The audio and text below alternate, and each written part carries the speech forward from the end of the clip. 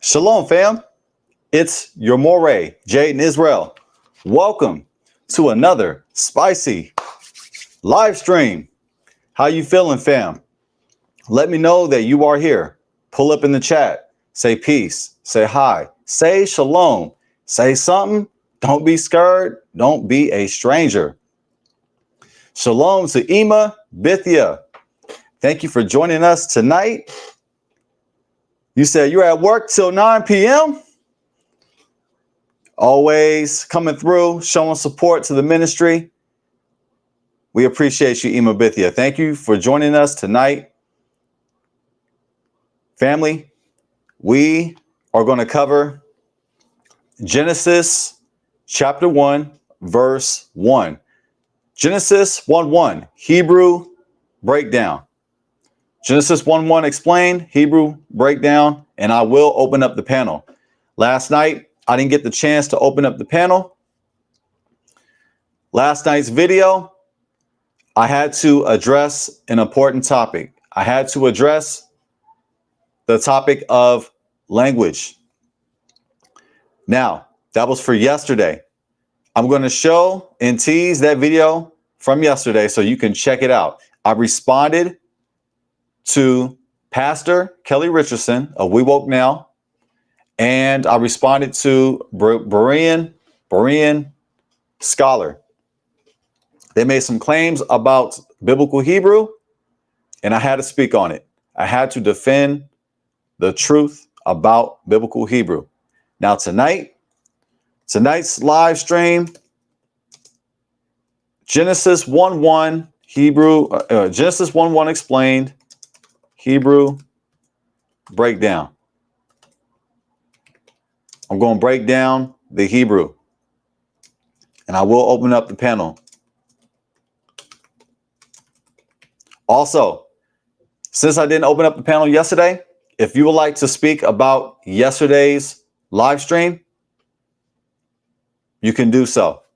Even though that was from yesterday, since I didn't open up the panel yesterday, I will leave that as an option, family. But before we get started, let me go ahead and check YouTube Studio. Make sure everything is all right. Make sure everything is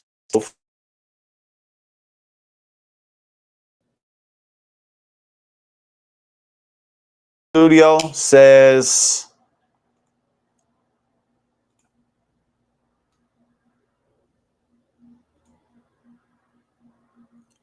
excellent condition.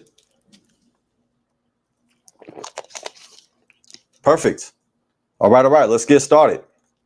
Let's get started with the announcements first, and we will begin Genesis 1:1. Explain. Hebrew breakdown. Open panel. Let me go ahead and share my screen.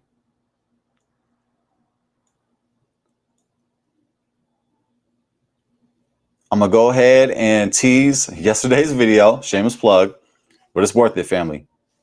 Language is important. Language is what makes the world go round. We cannot ignore that topic. All right. On screen.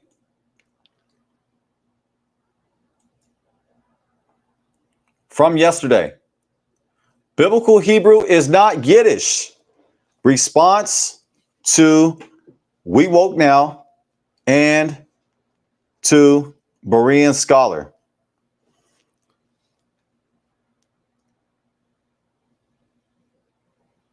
Pastor Kelly Richardson and Berean Scholar said that biblical Hebrew is Yiddish. It's modern Hebrew. It's flawed. They were making these claims and they were saying it in a definitive manner. They were saying it in a definitive way. So I had to speak and defend the truth on biblical Hebrew. Biblical Hebrew is not Yiddish. Facts. Now, when you click on this video, Shout out to YouTube. We are thankful to YouTube. This channel was monetized.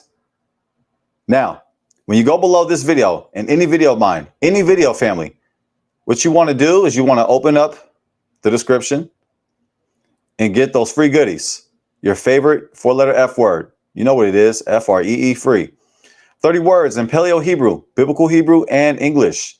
Video tutorial and free PDF download. Learn those 30 words. You already know why. So you can impress your family and friends. That's why. The Lord's Prayer, Yahusha's Prayer in Hebrew and English. Video tutorial, free PDF download. The 10 Commandments in Hebrew and English. Video tutorial and free PDF download. The Shema prayer in Hebrew and English, video and PDF. And the priestly blessing in Hebrew and English, the Benediction. You guessed it, video and PDF. We close the Shabbat service, which is held on Friday nights at 7 o'clock p.m. Pacific time. We close the Shabbat word. The name of the Shabbat service is the Shabbat word. We close the Shabbat word by reading the priestly blessing in Hebrew and English. If you desire to learn Hebrew, family, you want to start learning biblical Hebrew the right way, not the way that Pastor Kelly Richardson and Berean Scholar are saying, but if you want to learn biblical Hebrew the correct way, the right way, check out my Hebrew Foundations course, perfect for beginners. You can check it out here. Ready to deep dive? Grab my complete biblical Hebrew course right here. It's a complete course for beginners. Or get both courses together at a discounted price with the bundle. Get the bundle. The best value to master biblical Hebrew. I recommend you get this bundle, family. Get this bundle. Just click on the link. Click on the link. Click on the link and enroll. And limited time offer. Enroll now and start your Hebrew journey today. If you desire to become an ambassador of Yah, you can do so. You can get this cool menorah t-shirt that you see me rocking by clicking on the link. Need Hebrew Israelite apparel? Just click on the link. Click on the link, family, and let me go ahead and show. Let me go ahead and show you the apparel that we have.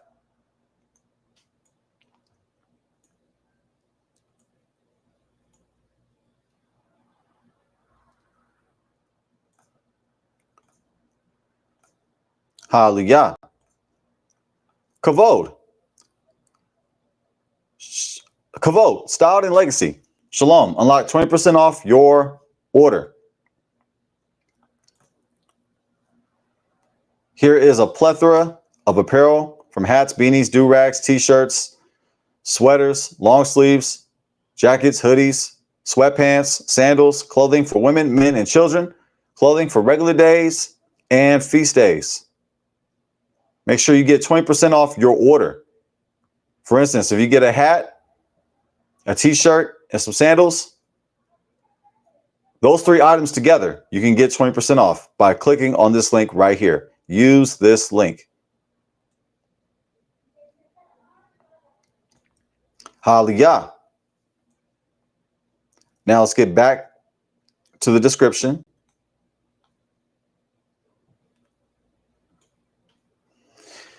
If you like to unlock exclusive content that you will get nowhere, and I mean nowhere on the internet, go ahead and subscribe to the Patreon. You can subscribe and unsubscribe anytime. And when you do so, you support the ministry and you unlock spicy content from behind the scenes footage. Check out the latest blooper that I posted.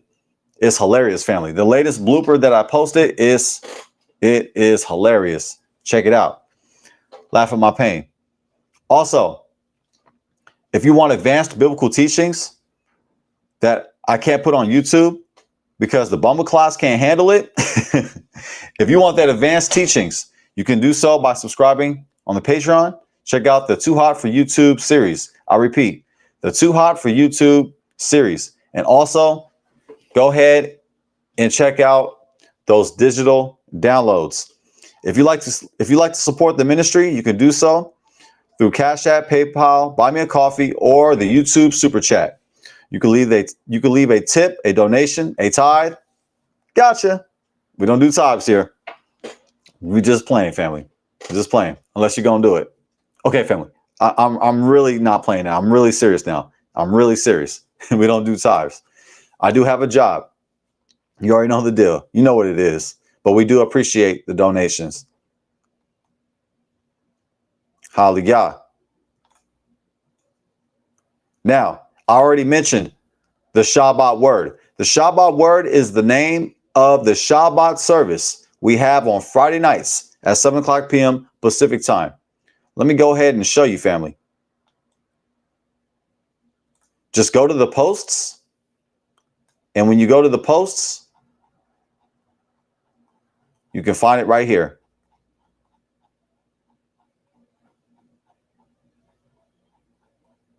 Right here. The Shabbat word, Friday nights, 7 o'clock p.m. Pacific time. Also, we go live on Tuesdays. The name of our Tuesday show is Real Talk Tuesday. Let me go ahead and show you the flyer to that. Real Talk Tuesday. We are live right now. By the way, the mistakes are on the house. I'm not deleting them. I'm too lazy. That's why I'm not deleting them. Go ahead and check out Real Talk Tuesday. Bam. We discuss topics that we can't on the Shabbat. Trinity topics, Israelite culture, wealth, health, relationships, interviews, debates, and more. Tuesdays, 5:30 p.m. Pacific time, we go live. When you're on the homepage, scroll all the way down, binge watch all these videos, watch every single video that you see on screen. Watch them all, family. And while you're at the point where you can't get enough and you want some more content, make sure you subscribe to Jaden and Jazz. That's my wife and I's channel. I'm from the Yay area. We make up words. We speak about Black love, Trinity topics, celebrity news. It is a secular show, but we like to laugh. We like to have a good time. And we go live on Saturday nights at 7 o'clock p.m. Pacific time. That's right. Saturday night at 7 o'clock p.m. Pacific time. Get your Saturday night started. Praise Yah. Appreciate that. Thank you. Thank you, Imabithia. Please hit the like button, family. We appreciate the support. Thank you. Thank you. Also, I'll go ahead and highlight this in the posts. I just released this post today. Hebrew Foundations.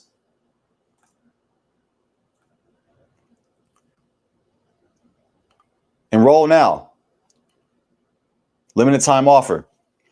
Scripts, meetings, and writing. You'll be part of a small handheld learning group, ensuring you get individual attention and guidance. Each masterclass, you'll have direct access to your coach for live Q&A, giving you the opportunity to ask questions, give feedback, and overcome challenges in real time. These fundamentals will support you throughout your Hebrew learning journey and unlock deep insights hidden within the Hebrew Bible by connecting you back to the roots. This course transforms your study from surface level reading to profound understanding. Ready to begin your journey in the Hebrew language and scripture? Enroll now by clicking the link below and start transforming your study today. The link is right here, family.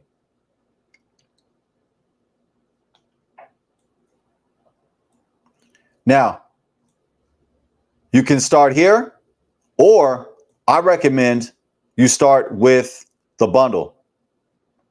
I recommend you start with the bundle, family. You can find the bundle below the video. Just go below the video and click on the bundle. I showed it earlier. I'll go ahead and show it again before we get started.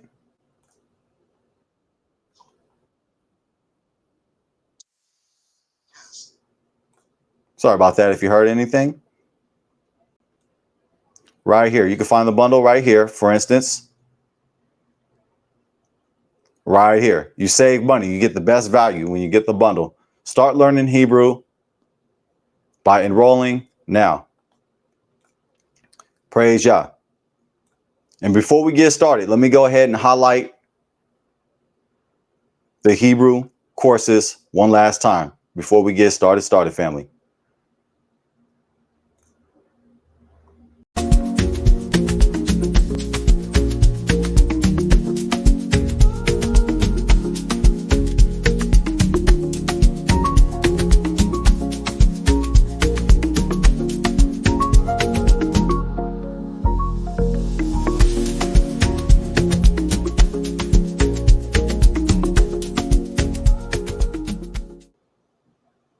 All right, family. So at this time, I'm going to go ahead and share my screen. We are going to Genesis 1:1.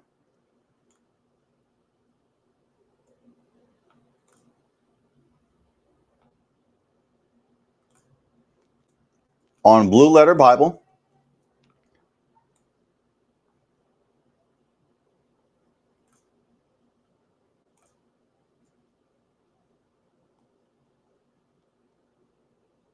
Praise Yah.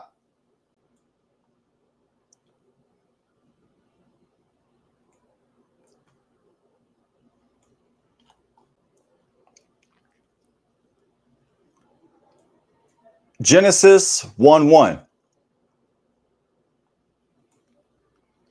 In the beginning, God created the heaven and the earth. That's how it's translated in the King James Version. Now, when we tap into our language, when we tap into Hebrew,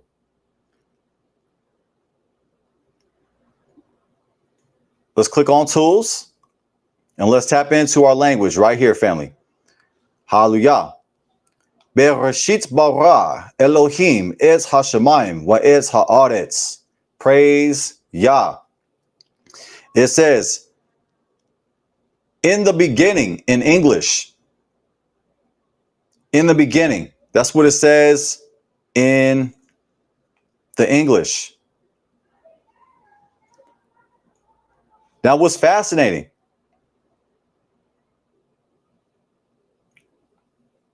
When you look on a Torah scroll, the first letter, Beit, has unique crown marks. That's right, family. When you look on a Torah scroll, the Beit, which is right here, family, the Beit, which you're going to learn how to read this when you enroll in the Hebrew course. I suggest the bundle. Now, the first letter Beit, it's unique. It stands out. It has crown marks on the Torah scroll. Also, the phrase Bereshit, Bereshit, Bereshit, Bereshit, Bereshit, which translates as in the beginning. Technically, in Hebrew, it doesn't say in the beginning. It doesn't say that, family. Check it. In Hebrew, it says Bereshit, which means in beginning or with beginning. But the translators add the word the. When you look at this phrase, Bereshit, there is no definite article, aka there is no the.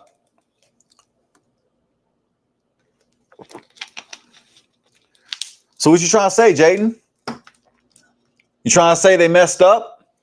You trying to say the translators messed up? No, I'm not saying that. What I think, this is from the book of Jaden. This is my opinion. There is something deep.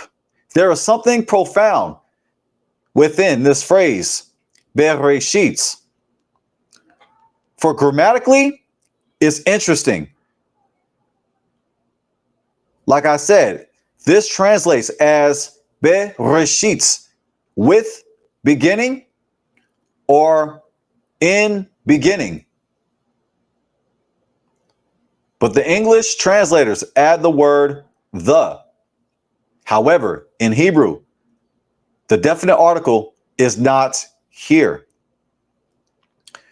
In English, the English translators are trying to make sense. They're trying to make the Hebrew make sense to English readers. However, the Hebrew doesn't say the. It says in beginning or with beginning. We could translate it that way.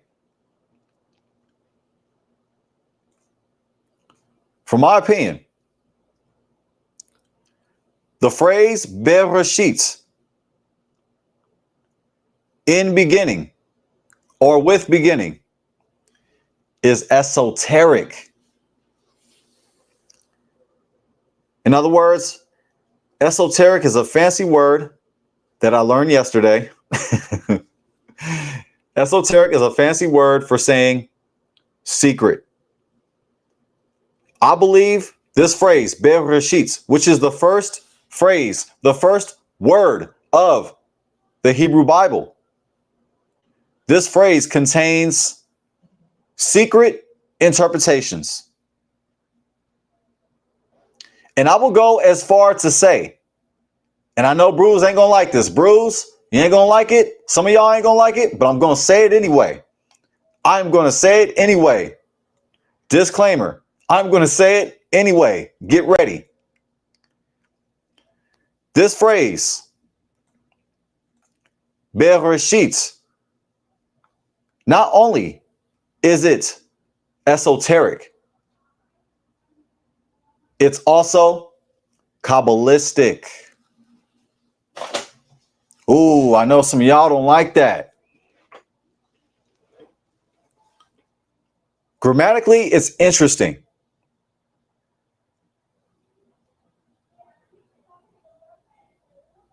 Some would say this is grammatically incorrect. But I believe it's intentional. The grammar here, which is unique, which is strange, Bereshit, with beginning, in beginning, is intentional. This was done on purpose. The translators, in my opinion, are not making a grammatical error. This phrase is esoteric, it's Kabbalistic, it contains secret, profound, deep interpretations. Feel free to let me know what you think. This is not a tinfoil hat. I promise you, family. This is water. I promise you, family.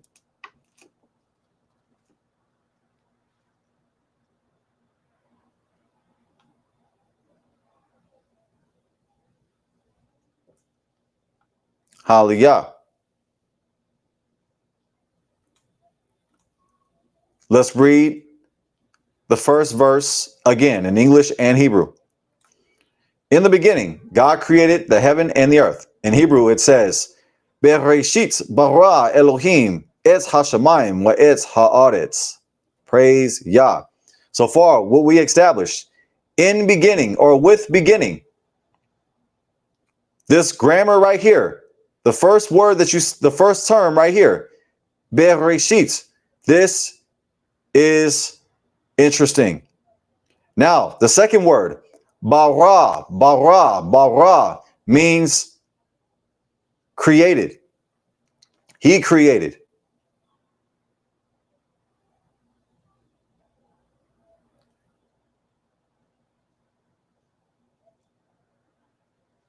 And in English, English is not like Hebrew. Hebrew and English are different. Where typically in Hebrew, the verb comes first and then the noun comes second. Bereshit, in beginning, with beginning. Bara, he created. He created. Elohim. Elohim means God. Now, this is really fascinating, this phrase right here, family. Bara Elohim. This is another grammatical observation that's interesting. The verb bara is third person masculine singular. It means he created. Third person masculine singular. Now, in Hebrew rules, the noun and the verb have to agree. They have to agree in gender. They have to agree in person. They have to agree in number. Bara is third person masculine singular.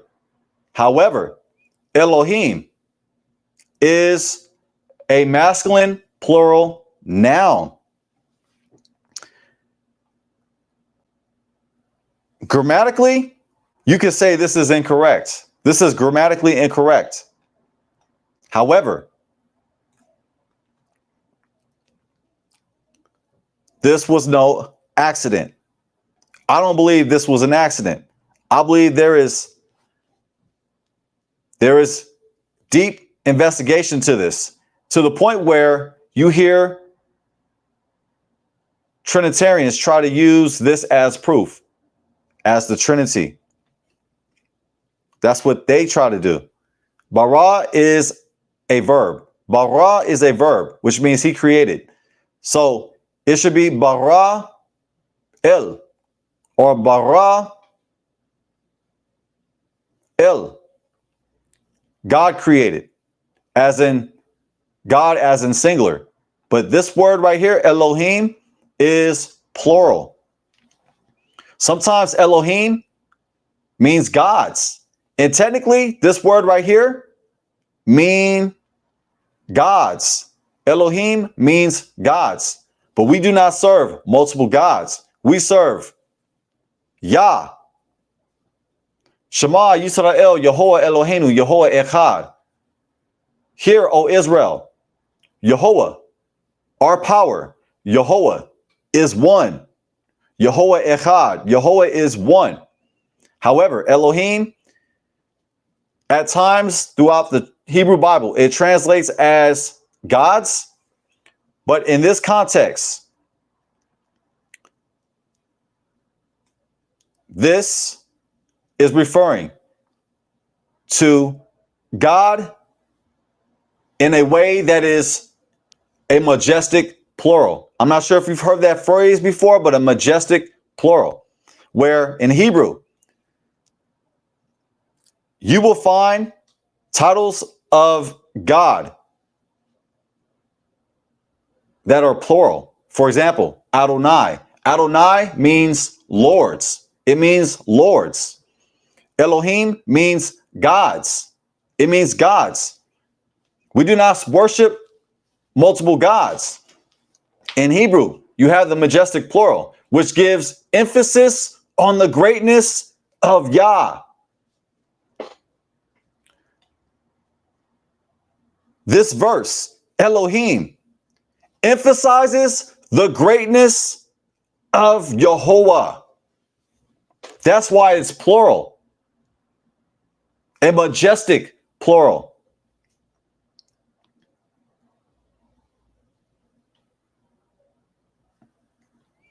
Hallelujah. I just wanted to bring that up, that the word Adonai technically means lords.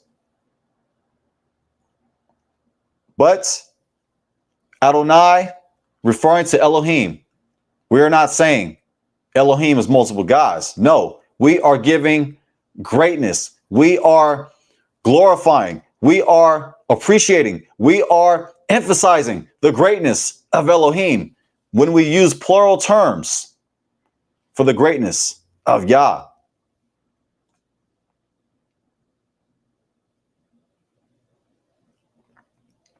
Shalom, shalom, salam, salam to Brent, James. Shalom to old school. Old school Hebrew. Shalom, shalom.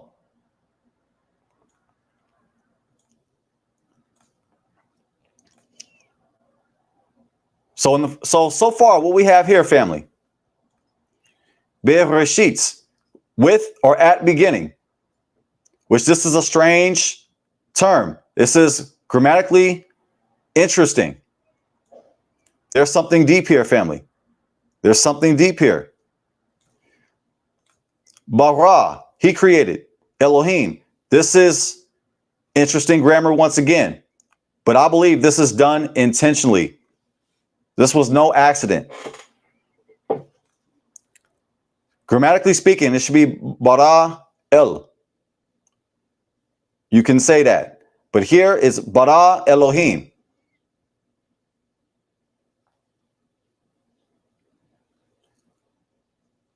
With beginning. Bereshit, with beginning. Bara, he created. Elohim, God. Right here, this word right here is eight. Eight. This is a direct object marker. A direct object marker right here. Let me highlight it right there in the Hebrew highlighter. That is a direct object marker.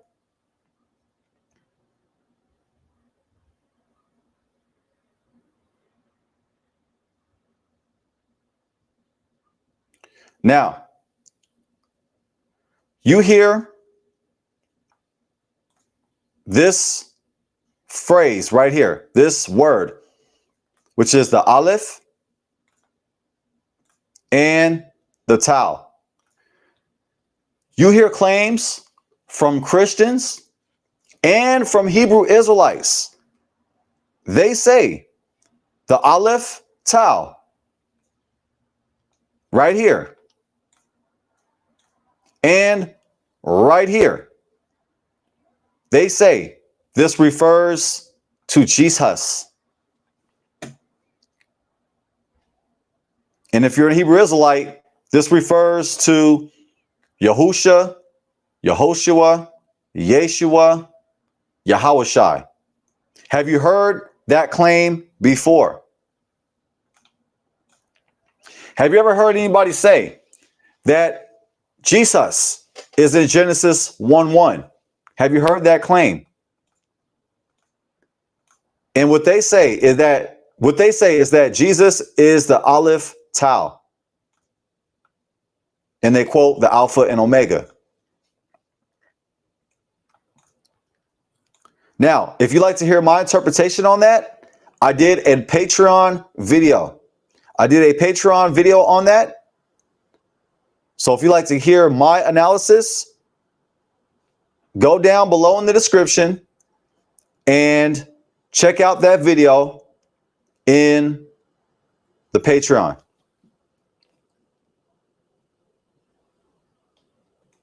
But let me know what you think, family. Do you think this phrase right here, the Aleph Tau, this is referring to the Messiah? Is this referring to Jesus? Is this referring to Yahusha, Yahawashai? Let me know what you think. I'm not going to give my answer away. If you want to hear my answer, go below the video and check it out on the Patreon. Just click on the Patreon link and you'll get my answer.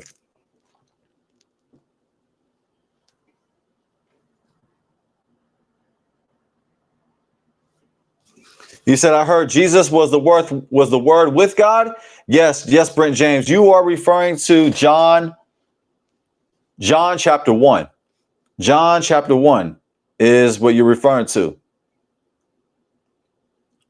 But right on, I'm interested to hear what you think, family. Is this the Messiah?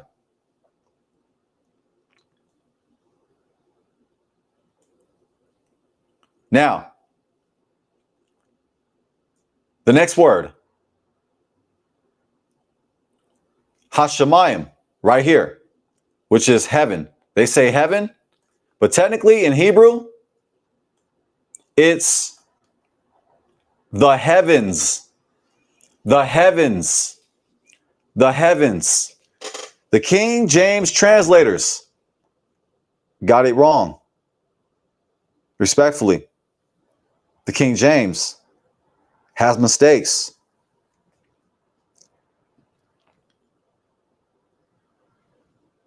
Respectfully, they translate the word Hashemayim as heaven. Technically, the word is the heavens. Hashemayim, Hashemayim, Hashemayim is a dual plural noun. I repeat, it's a dual plural noun referring to two heavens. Heavens.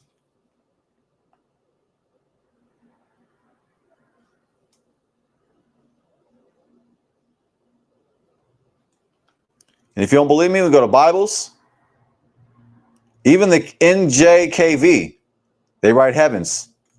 And so do the majority of the rest of them. The NLT, heavens. NIV, heavens. ESV, heavens. Blase, blase, blase.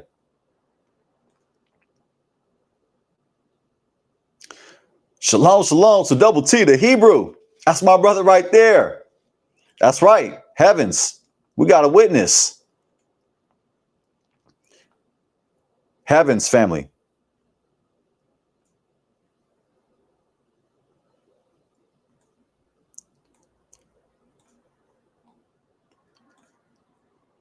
Click on that word, Shemayim.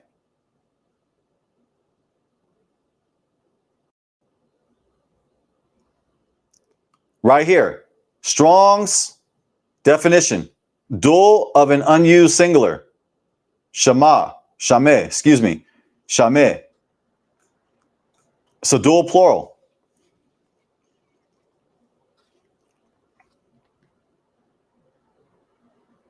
Technically speaking, Hebraically speaking, we're just dealing with the language, the linguistics. The linguistics is a dual plural.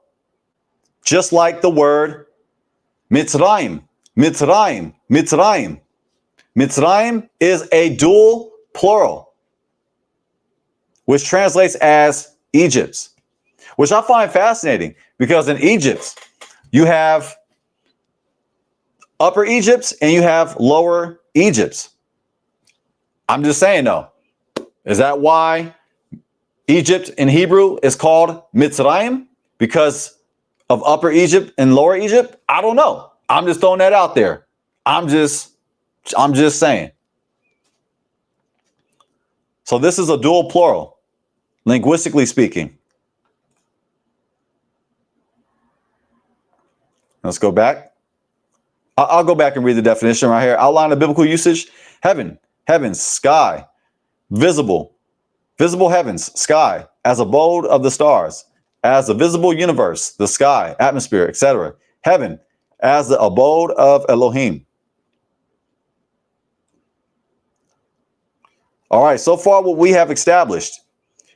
And family, we can go deeper than this, but for tonight's video, this is like an introduction to breaking down Hebrew. If you want to learn how to go in and parse it and break it down to the bone, go below the video and sign up for the Hebrew course. Enroll now. But tonight, I'm just going to give some freebies away. I'm not going to give it all away. I'm not going to parse it completely to the bone. I look forward to teaching and sharing this information and sharing our language and taking back our language from. I look forward to sharing your language that was taken away from you so that you can break it down to the bone. You can parse it and understand what the Bible is saying. Now, the next word, wa'et, wa'et, wa'et, wa'et, just like that, family, wa'et, and direct object marker, and direct object marker. My question to you, is this the Messiah? This direct object marker, is this the Messiah? If you want to hear my answer, just go below the video and check out the Patreon. Now the next phrase, ha'aretz, ha'aretz, ha'aretz, just like that, ha'aretz. This translates as the earth, but technically it translates as the land, the land. But the translators of the King James Bible say the earth. But technically it's land. I'm not saying they're wrong. I'm just being extremely technical. When you go to Bibles, most of them say earth. Probably all of them say earth. But looking at it linguistically, just looking at the Hebrew alone, eretz means land. Outline of biblical usage, land, earth. So if you want to translate it as earth, I don't have a problem with that per se. But if we want to be extremely technical, it's earth. It's land. It's land. If you want to be extremely technical, but tomato, it's not that big of a deal. There's really nothing to see here. But it's just an observation. So technically, this translates as in or with beginning. He created, direct object marker, the heavens, a dual plural, and direct object marker, the land or the earth. That is a translation that I'm providing. Just looking at the Hebrew, looking at the raw Hebrew, that is an interpretation from me.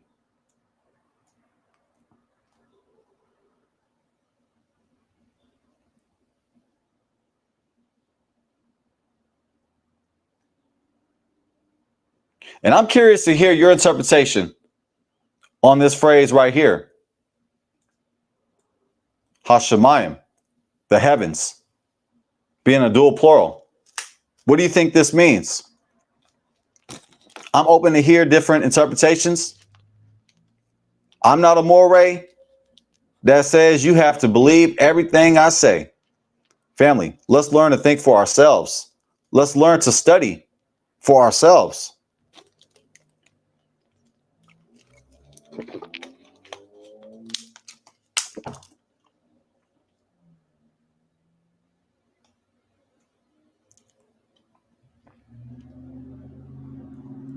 Praise Yah. Just checking out the chat.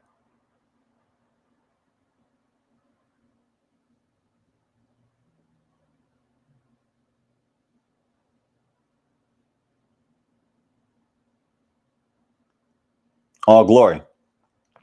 Now, another observation of Genesis 1:1. We see that Elohim in this verse, in Genesis 1:1, created time, space, matter. I repeat, in Genesis 1:1, we see time, space, matter. It says in the beginning, Bereshit, time.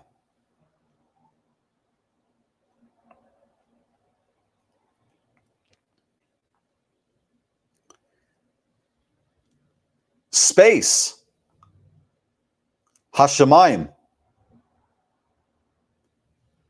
heaven, technically heavens. And we see matter, ha'aretz, earth. Genesis 1:1, we see time, space, and matter. Bereshit, in the beginning, that's time.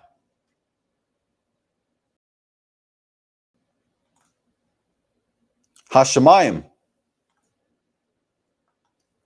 heaven or heavens, space, and ha'aretz, the earth or the land, matter.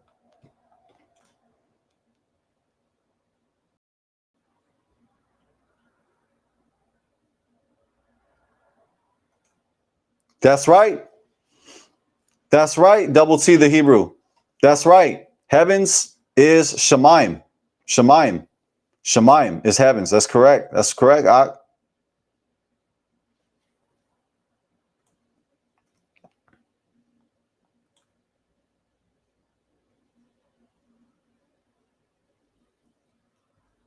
Now,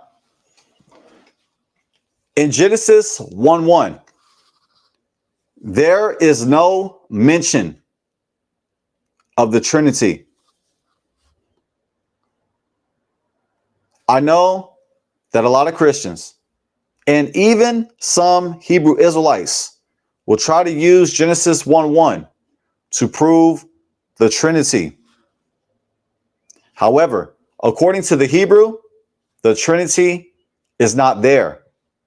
In fact, according to the entire Bible, the Trinity, the word Trinity, is not explicitly there. The Trinity is a construct. It is an inference, a conclusion that many arrive to. The Trinity is not in the Bible. It is a man-made Greco-Roman Western construct. So for those who try to use Genesis 1:1 as proof of the Trinity, let me repeat that, Sleeker family. For those who try to prove the Trinity by using Genesis 1:1, they're adding to it. They're simply adding to the text. For we already broke it down. We already explained it. The word Elohim right here does not mean Trinity. Technically, the word at times means gods, but like we discussed, this is a majestic plural. The term Elohim here is used to glorify, to emphasize the greatness of God. That's why you see terms like Elohim as a plural being used to describe the greatness of Yah. That's why you also see terms like Adonai, which means lords, to describe the greatness of Yah. For Adonai is a plural noun. It's a majestic plural. That's why you see terms like Shaddai, which is a plural noun, which means breasts. That's right. Check out my video on that. I did a video on that. Just go through the videos and you'll see what I mean. El Shaddai means God Almighty. Yes, that's a translation. However, it means more than that. Technically, Shaddai means breasts.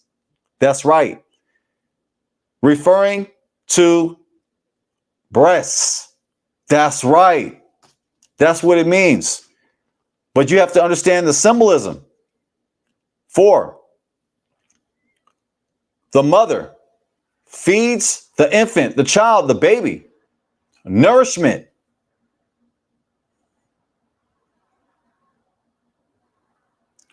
So the term Shaddai, it does mean Almighty, but technically it means breasts. But a lot of brews can't handle that. A lot of brews can't handle the truth. But I'm making the point that the term Shaddai is also plural. For Shad is singular for breast. Men don't have breasts. Women have breasts, not men. And the word for bosom is a different word. It's chik, not Shaddai or Shad. I'm just using terms that are plural nouns that are used as titles for Yah. So Elohim here does not mean Trinity. If that's the case, if this means a Trinity, sort of, some kind of sort of type of thing, how do we know it's not more than just 3 persons? How come it's not 4 persons, 5 persons, 6 persons, 7 persons? Why is it limited just to 3 persons? And if this is the Trinity, where's God the Mother? I'll wait.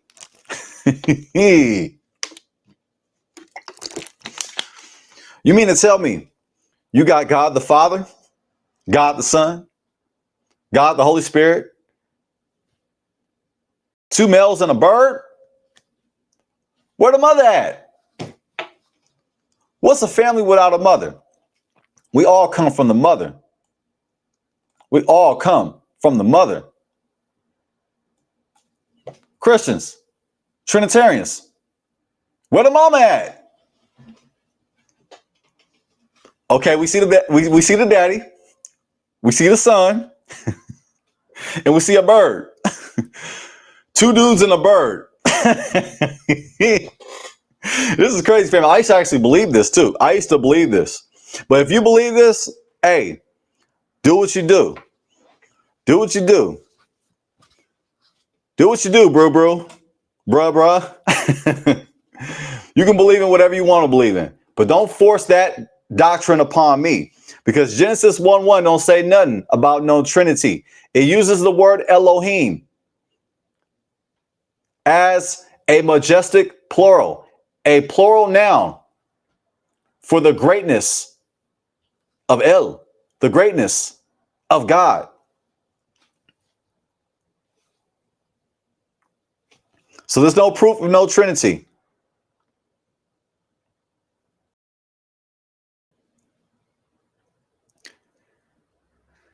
Check it. The Trinity in Christianity.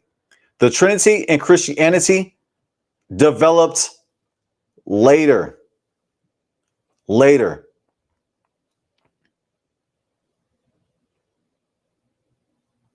The Trinity is a later theological development. It's not in the grammar itself.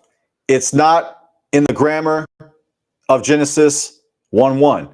We looked for the Trinity. Where it at? Where the Trinity at? Where'd it go? It was here, then left. Where'd it go? Elohim? No.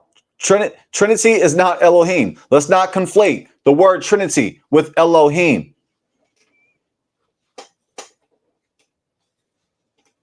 Respectfully. Now, we can go a whole lot deeper on this, but I just wanted to give an interpretation. I wanted to read it in Hebrew, and I'll go ahead and read it again in Hebrew. I'll start in English again.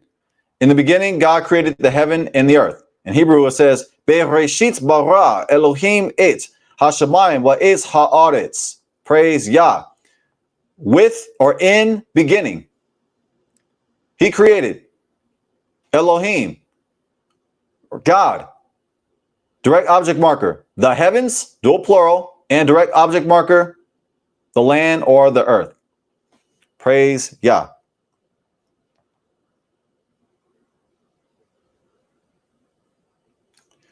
All right, so whoever would like to come on the panel, I'm going to go ahead and share the link. That's right, there's no Trinity. There's no Trinity here. We just checked. We can actually do this. Before I open the panel, we can check word for word. Let's go to Bereshit. Be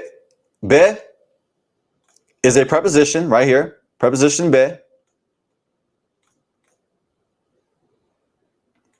Reshit, beginning, like the top, the first beginning, best, chief. So we showing and proving, family. We showing and proving, and that's right. Double T. There's no Trinity, and we double checking. First, beginning, best, chief, beginning, first, chief, choice part, beginning, chief. All right. Second word, bara. He created. Third person masculine singular. Calstem. Bara, which is the root. To create, shape, form. To shape, fashion, create. Right here, family.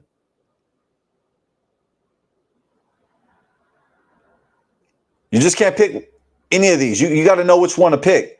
And you're going to learn how to pick which one by signing up to the Hebrew course below the video. And I'll show you how to pick the right one.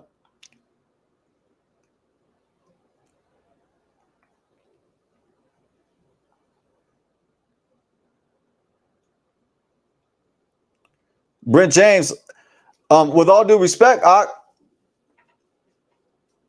that doesn't prove what it says here. We're looking at the original. Remember that, yes, the Igbo tribe are Israelites, and they are the tribe of Gad, by the way. They say they're from the tribe of Gad, the Igbo.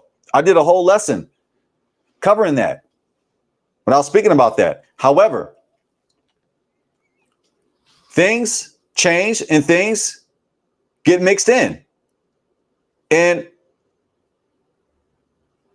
absolutely, we got so much, we have to, we tap in and we do our studies. We look into Igbo culture to prove who we are as Israelites. However, we know that over time, things got mixed in.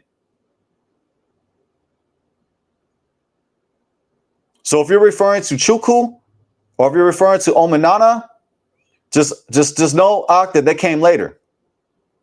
But we're going back to the beginning, back to the source. But yes, it's true. After exile, our ancestors got scattered throughout the four corners of the world, and many of our ancestors went deeper into the continent of Africa. Notice I said deeper in the continent of Africa because they were already in Africa. Why? Because Israel is in Northeast Africa. It's on the tectonic plate of Africa. If Israel was a wide receiver, it got 2 feet in. Touchdown. We in bounds. That's right. Northeast Africa on the tectonic plate. We got a witness right here. Yes, sir. Yes, sir. So the Israelites went deeper into Africa.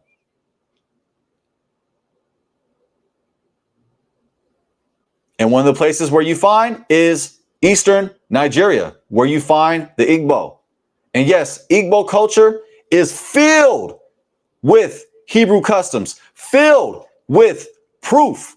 The culture of the Igbo is proof that we are Israelites. And we use the Igbo to prove who we are.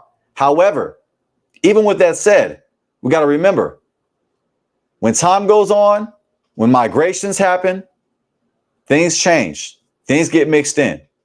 So for me to look at Igbo Trinity and say that that's what it originally is when we go back to Genesis 1:1, I don't think we have to do that. We can just look at it through changes. Things change over time. Things get mixed in. Praise Yah. All right, so let's go ahead and go back. Let me go ahead and just do a word double check to shape, fashion, create. Elohim right here. Multiple words. That's the thing about Hebrew. One word means multiple words. One word means multiple words. Shalom, shalom to I am. I am Metatron. Shalom, shalom. Right here, Elohim, plural of Eloah or Eloha.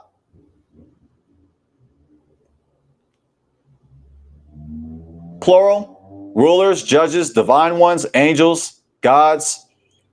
Second, plural, intensive, singular meaning, God, goddess, godlike one, works or special possessions of God, the true God, God. You need context. We got to use context to figure it out. The word God has multiple meanings. We're just doing a word check. Let's go back. I'm looking for Trinity. I can't find no Trinity. No Trinity here. This is a direct object marker. No Trinity.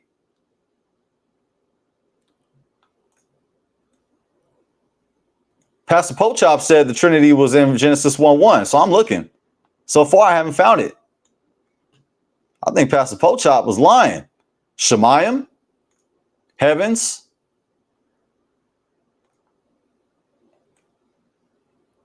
Wa'it. Right here, is it right here? No, direct object marker again.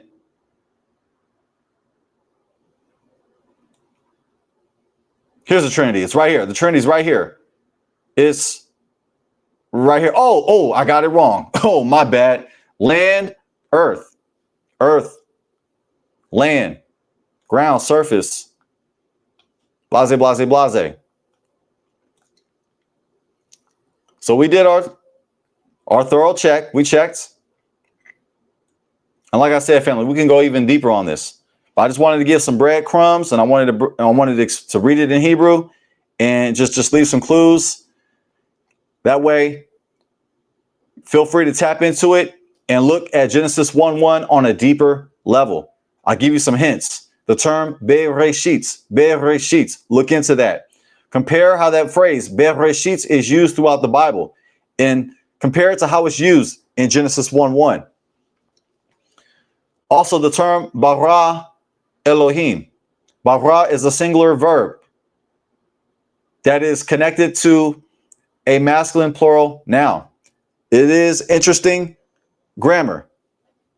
However, I believe it is to give emphasis on the greatness of Elohim. However, it is something to note. However, it is not proof of a Trinity. No need to conflate.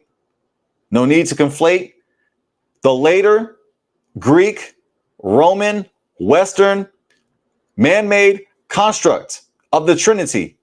Let's not conflate that with Genesis 1:1 with the term Elohim.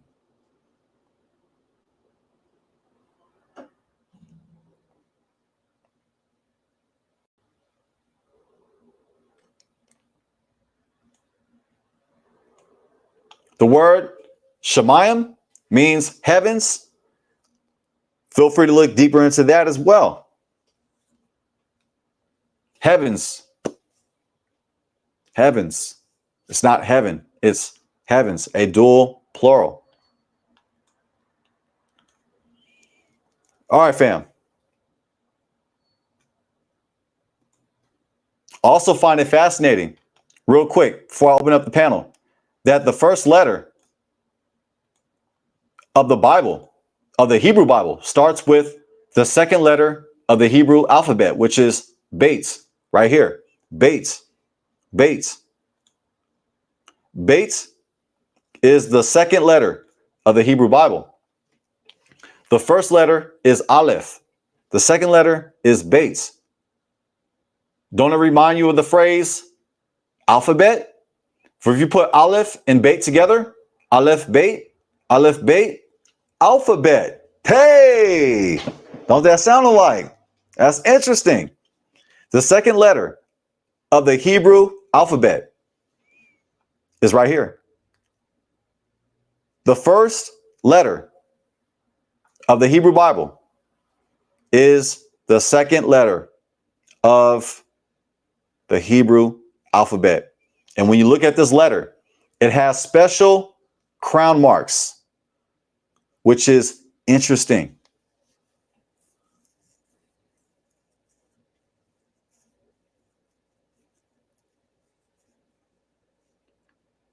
We can keep it plain and simple with our interpretations.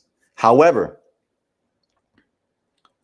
just make sure that if you go deeper in your studies and you go deeper in your interpretations of the Hebrew, because the Hebrew is filled with secrets, it's filled with gems and secrets that the King James will never teach you.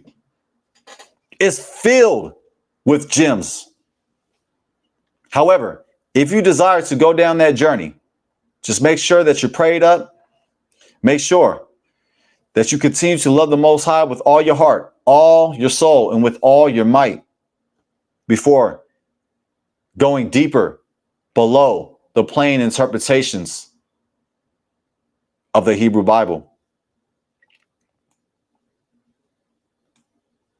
Let me go ahead and share the link. If you'd like to join the panel, you can go ahead and do so, fam. Right here. Join the link here. Now, if you'd like to speak about last night's topic, the choice is yours. If you'd like to speak about Genesis 1:1, if you have a deep interpretation on Genesis 1:1, I would love to hear it. If you have an opinion that you'd like to express in regards to the Aleph Tav found in Genesis 1:1, if you'd like to speak about the Aleph Tav, is this Jesus? Is this the Messiah? Is this Yahushua HaMashiach right here? If you'd like to give your analysis on this, you have the opportunity. I think we have, yes, give me 1 second. Let me go ahead and hide my screen.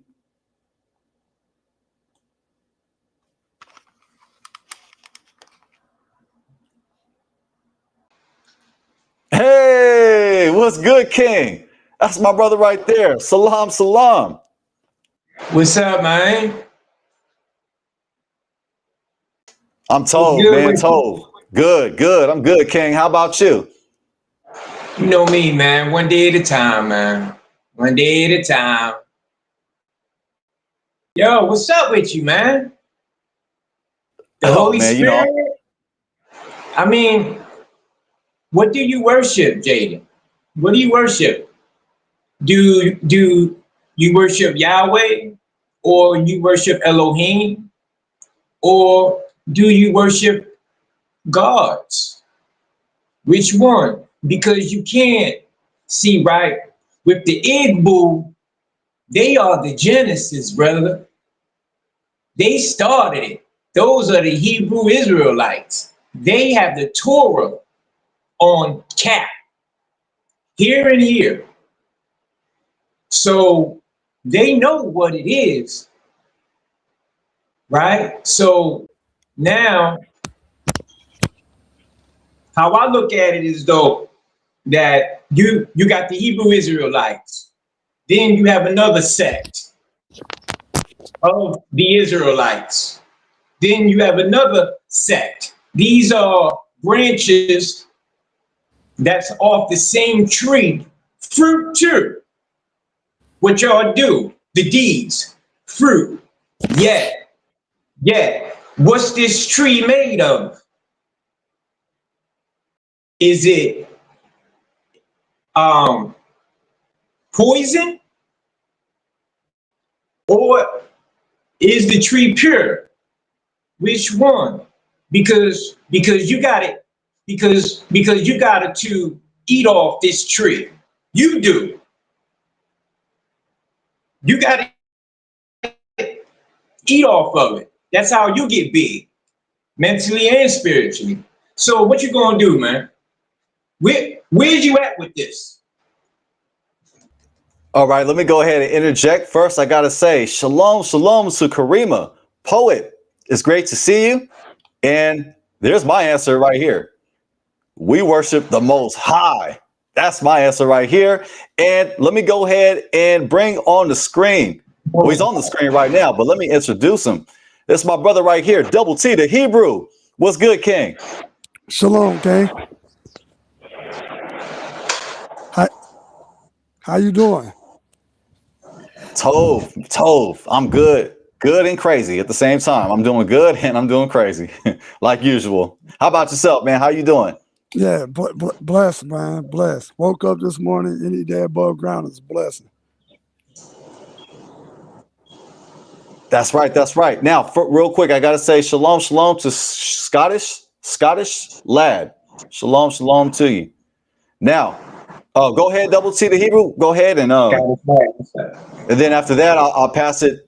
You want me to answer your? I'll go ahead and answer your question. Yeah, Brent James, I'll answer your question. Yeah, go ahead and answer him. Yeah, go ahead. Okay, I'll just answer it real quick and I'll pass it over to you, Double T. How's that? I'm reading the comments too. Okay. Yeah, Believe so on for healing. Okay. And all right. covering too. Remember Adam and Eve using the leaves? But go ahead, y'all. You continue, brother. Yeah, no problem, Mark. So yeah, to answer your question, I worship Yod Hey Wow Hey, the 10th tetragrammaton. Yod Hey Wow Hey. And Yod Hey Wow Hey is the name that, well, see, and I don't want to go too deep. I'll just leave it at surface because that's the name of the creator, even though I don't want to say this. I don't want to say this because this will be another topic. But I'll say that Yod Hey Wow Hey, Yod Hey Wow Hey has different titles. So the word Elohim is a title for Yod Hey Wow Hey. But I'll go ahead and say it. I'll say this real quick. This is what I was going to say. This is what I was going to say. So even though it says, even though it says like, so like the Most High reveals his name to Moshe, to Moses. Like he reveals his name to Moses. And it's in Exodus where it says, well, in Exodus it says, you know, your ancestors, absolutely. Your forefathers knew me as El Shaddai, but I'm revealing your name. I'm revealing my name, Yod Hey Wah Hey, Yehovah, Yahweh, Yahuwah. I'm just going off the top. I don't have the scripture right in front of me, but it's in Exodus. Hey, brother, listen. Words will not get you in heaven. So what I'm saying is that there's different terms for the name of God, but this is what I wanted to say that I'm actually hesitating on saying, but I'm going to say it. From my opinion, esoterically speaking, the Most High doesn't have a name.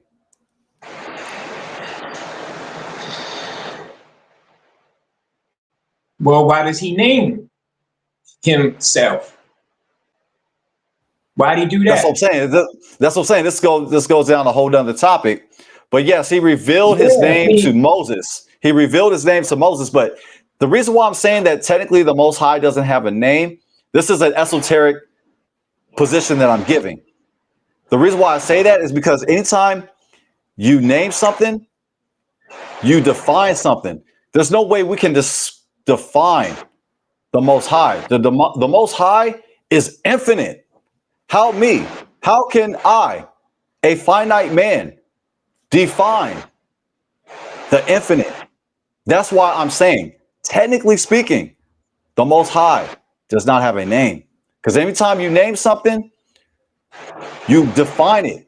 A name has limitations, but the name of the Most High has no limitations. So technically, the Most High does not have a name, but he revealed his name, Yod Hey Wah Hey, to Moses. Because before that, our forefathers knew the Most High by El Shaddai. All right. And feel free to interject. Feel free to interject, Double T. Go ahead, Double T. I'm gonna go ahead and pass it over to Double T. You got it, King. I just so I had a question. You know, I'm trying to get back. You know what I'm saying, sharpening the word again. So like Elohim, we know like him is plural. You know what I'm saying, right? Now, could that be? You know what I'm saying? Could that be more than, you know what I'm saying, one that created? You know what I'm saying? The heavens and the earth, since it's, you know what I'm saying, Elohim. And we know it's plural. And then when I did the blue lettering, right? I think it was saying like you said, gods. It said angels. You know, it said Elohai. It said God just one. So you know what I'm saying? Like, in that sense, right there, you know what I'm saying? What, like it says Elohim. You know what I mean? What would that be? You know what I'm saying? Is that just one? Is it angels? You know what I mean? Like, I just had a question. You know what I'm saying? Question. See if you can answer that for me. You know what I mean? Man, I really can't give you a definitive answer. I'm different. I'm quick to tell you, I got more questions than answers. That is a profound question. I'm glad you asked that because that deals with tonight's topic. And there's different opinions on this matter. Because some believe in henotheism, where there is one supreme God. Okay. And below the supreme God, you have lesser gods. Okay. So that's henotheism, which is not polytheism. Right. It's not polytheism. It's not the worship of multiple gods. It's henotheism. Henotheism is where you acknowledge there is a supreme deity, but Right. below that supreme deity are lesser gods. So Okay. like you have, I can't think of the name of I can't think of his name right now, Oh but man, what's the scripture? So what's the scripture when he say like, I'm paraphrasing, right? Maybe you can help me. I know it's the scripture. He was like, I'm a take all your guys from the land. You know what I'm saying? Or I'm the one true El. You know what I'm saying? He acknowledging that there's other gods as well. You see what I'm saying? But he's the supreme God. You see what I'm saying? And so are angels considered that as well? You know what I'm saying? And that's a brilliant question. That's a brilliant question that I don't have a definitive answer, because you have those that believe in henotheism, aka the divine council. The divine council, right? Yes, refers to henotheism. But then you have those that believe in the one true God, but below the one true God are angels, or like angelic, right? Heavenly beings. So I don't have a clear answer for you, but I like to hear your interpretation. Like, what do you think Elohim in Genesis 1:1 is? I mean, it's like, you know what I'm saying. So I did some studying, like him, like, you know what I'm saying. I am normally that means it's plural, so it means more than one. You know what I'm saying? So you know what I'm saying. This is just my interpretation. You know what I'm saying. I'm not saying it's right or not, but maybe he had help with, you know what I'm saying, creating that. You know what I'm saying. I mean, he always had help with, you know what I'm saying, with doing his thing, you know what I'm saying? Like prime example, you know what I'm saying, right? He sent, Moses, you know what I'm saying, to free the Israelites. You see what I'm saying? Or he sent, you know what I'm saying, an angel, right, to intersect, you know what I'm saying, with Balaam, you know what I'm saying, right? You know what I'm saying? So that's what I'm saying. So like he always had help. Not saying, you know what I'm saying, that it don't come from him, or he didn't initially, you know what I'm saying, create it. But I'm just saying he always had help. And then with this, you know what I'm saying, put the icing on top of the cake, right? He sent Mashiach, you know what I'm saying? So that's what I'm saying. He always had help to bridge that gap between, you know what I'm saying, us, you know what I'm saying, and him. He sent, you know what I'm saying, Mashiach, you're right, you know what I'm saying, for that intercessor, just like Moses. So maybe he had help, you know what I'm saying, at the beginning. You know what I'm saying? So I don't know. I'm not saying I'm right. You know what I'm saying? I'm just because him, like I said, him is plural. You know what I'm saying? It didn't say Elohai. So if you go like to I think it's Deuteronomy chapter 29, I believe it's either 29 or 32. But then he refers to himself as Elohai. You know what I'm saying? Elohai. And you know what I'm saying, right? So that Elohai is one. You know, it's not plural. You know what I'm saying? Singular. But Elohim is plural. You see what I'm saying? So I don't know. I'm just saying, I'm not saying it's right. You know what I'm saying? I'm not saying it's right. You know what I'm saying, right? I'm just saying he is plural. So he could have help. I love it. I love it. Thank you for bringing that out. That was fire. So yeah. So I like it. I mean? Yes, I like the objectivity. I like the verses that you use. I like that. It's like, okay, this is what it is, and everybody else is wrong. I like the objective approach. Right. And because I don't know. You know what I'm saying? I'm still learning. You know what I'm saying? Like, but we all are though. Like we're all learning. We're all on this journey for truth, and we're all searching. And I will say this: I would admit that I am a henotheist. Like I'm a henotheist. Like I believe in the one true God who is Yod He Wahe. But I do believe that other gods do exist. Right. So I do believe in divine counsel. Like I do believe that. Right. Yeah. Right. But listen. Because go ahead, brother. Go ahead, brother Brent. Go ahead. Yep. Listen. When I read my holy Quran, right, Allah, right, my Lord Allah refers to himself as we. Okay. You know, like he always say we did this or we did that. Then like he'll speak, I will do this. Allah says this and this and this. then he says we. Now the we, the meaning of it is the royal we. That's the name of it. It means like how like the King of Britain, when he makes a speech, he's the king. Yet when the king speaks, he speaks like for like everybody. So not being all like exclusive built to him, he gives his workers, his creation, their props with the we, right? So now hear me out.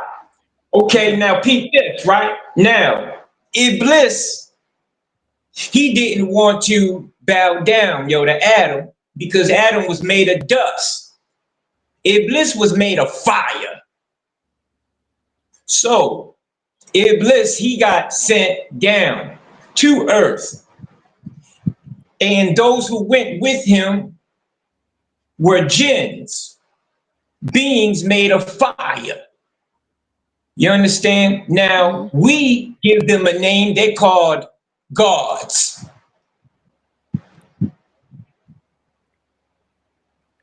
And I'm going to leave it there.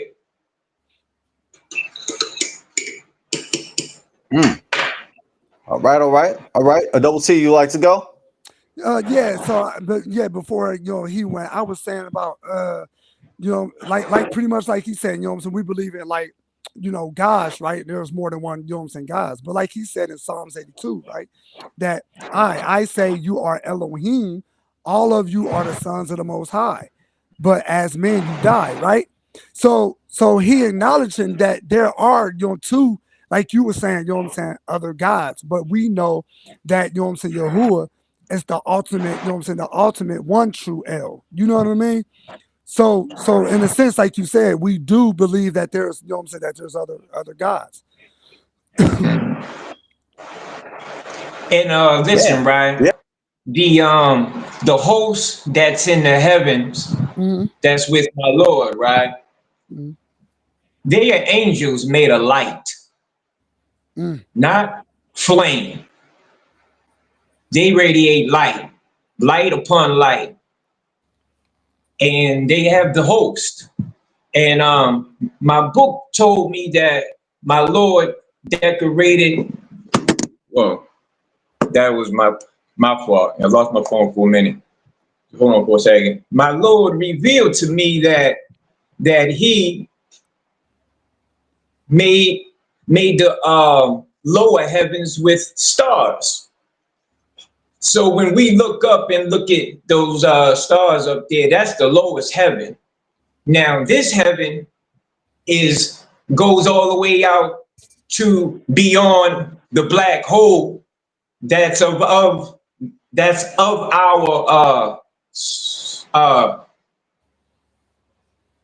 universe, galaxy, whatever. Like the outer skirts, like our universe is one black hole, yo. So damn, where I was at? All right, so yeah, yo. That's deep. That's deep. You're going in. You got it. That's deep.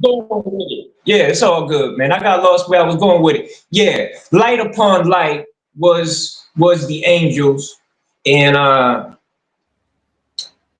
the lower heavens made with stars, right? Okay. So now you say Yahweh rules the heavens. Yeah, the heavens. Yeah, plural. Okay. Yeah. Now, what's the place? Now, my Lord says that Allah is the creator of the heavens and the earth and that which is between them both and that which is beneath the soil.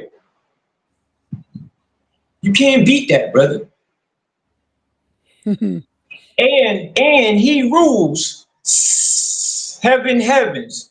Excuse my speech. Heavens, not one, not two. That's why they have the S on it, Jaden. That's what I was trying to explain to you. And like he just wouldn't just add an S and because it's just two, brother. No, you do an S when there's many, like plural gods. You feel me? So listen, we can give. No. Listen, right? See, you guys worship one God, right? Right. You guys are monotheism. Right. You're not the Poly. polytheists. Right. You ain't Theist. the Right. polytheists. Right. That's Greek Okay, mythology. so Right. yeah, you just have another name than Allah, the Lord of the worlds. Now, my Lord was already here. Like his mastery is just out of this world. That's why he the Lord of the worlds. You understand? Like in the future. All right, hold up. All right, man. If you look at the word worlds, yo, there's a world of spoons. I Yes. mean, Yes. yo, Different worlds. Yes. I agree. yes, bro. Yes. Yes. You There's get more it. than one So world. that, Yes, sir. yo, bro, but that goes That's deep. That's from the deep. most minute world of a gnat to Yes. the most largest world of the unseen realm Khan. Yep. beyond. So it's like, oh yeah. So listen, my Lord has 99 attributes. That's what I was saying. Excuse me. My Lord has 99 attributes, 99 names, 99 names. Now, like I'm an artist, right? I draw.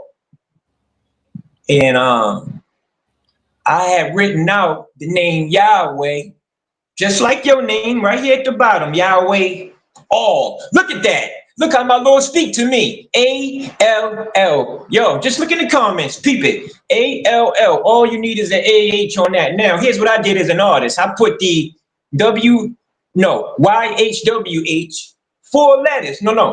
Four letters. But it's wider than a law name. Yeah, the law is 5 letters, yet it's the same size as Yahweh. Now, like a real evil, twisted Jew that's trained by one of them jinns would learn how to manipulate the word Yahweh. No, I'm sorry. Manipulate the word Allah to Yahweh. Because I made it, because I drew it out. Hey, like you can look on my page on here. You don't have to subscribe to me or nothing. You know what I mean? Like I just made my page, to spread my message. The good news and the warning. So you don't have to subscribe to me. I don't want no money and nothing. I'm good. My soul's good. But on there, man, I have my art. So you can look at my art. And my art is real soul. You know what I mean? So, like it ain't no game art. You know what I mean? It's real art. You know what I mean? Like I'm an artist. Now. Well, let me go ahead and plug your channel. Let me go ahead and plug it. Let me go ahead and put it on screen. That way we can all subscribe. I'm done, brother. No. You don't have to subscribe. But go ahead and put it. You can put it in the chat. Put it in the chat. That way we can check it out. Well, listen, they can just hit on my picture that's next to my name that's in the comments. Hit that. The profile. That's what I do. Okay. That's what I do to look up the people. When I want the inside scoop on them, I just hit their profile. Boom. And listen, right? Yo, like in all this subscribing and liking my video stuff, bro, that shit is petty, man. Like if you do it, you do it. You don't, man. It's nothing. Yo, this page is nothing. I didn't spread it. Listen, man, I put work in real life. You know what I mean? Yo, this is rec. This is me spreading my message on YouTube just to have it up in the database. So one day, if they do make a hybrid, they'll use my chip, and that hybrid will know the Holy Quran and will know all my jewels. But it won't be me. It won't have my soul. Right. Yeah. And my kids. You know what I mean? One day they maybe want to know who their father is. Yeah, man, I made a mistake and had a child with a damn devil. And that's just what it is. So one day they might want to look for me. You know what I mean? If they remember my name, You know, they'll look up YouTube, yo. But that's another story, yo. Just do your show, brother. I'm good. Hey, so No, I appreciate it. Good. I appreciate that. Yeah, go ahead. You got it. I appreciate the yeah, so edification. I love hearing the different perspectives right. and yeah, I appreciate that. Thank you, Brent. Go ahead, Double T. So remember when the Pharisees, right, and Sadducees was talking to the Mashiach, right, about him saying that, you know what I'm saying, he was pretty much, you know what I'm saying, a god, right? You know, that's what they was, you know, they was gonna stone him for that. You know, but remember he referenced Psalms 80, Yeah, he 82, was. 82. You know what I'm saying, right? So like again, that lets you know that you know what I'm saying, that Christ are we, you know what I'm saying, right? Are gods, are gods as well. Not the supreme God, but we are gods as well, you know what I'm saying, in a sense too. Because Mashiach, even Mashiach said, you know what I'm saying, you're gonna do greater works than, you know what I'm saying, than I am. You know what I'm saying, right? So and in order to like have that, you know what I'm saying, have that you know what I'm saying, have that thought, like, well, if Mashiach said, you know what I'm saying, right, I can do, you know what I'm saying, more than him, then what is he initially, what is he talking about? You know what I'm saying? This is something, you know what I'm saying, I gotta tap into in order to, you know what I'm saying, to get, you know what I'm saying, the message, you know, that he was, you know what I'm saying, that he was you know what I'm saying, that he was conveying to the Sadducees and the Pharisees. So it just Right. goes, Awesome. what you were saying earlier though, that you got the multiple, or you got, you know what I'm saying, you got multiple gods, but you got that one supreme, you know what I'm saying, right? And that's Yah. That's right. That's right. And also too in the Torah, you see that reference where like if a slave he wants to stay with his master, he has to go to the judges or the gods. He has to go to right, and he has to get pierced. He has to get the whole piercing process, and then he becomes a slave to his master forever. I'll get some feedback.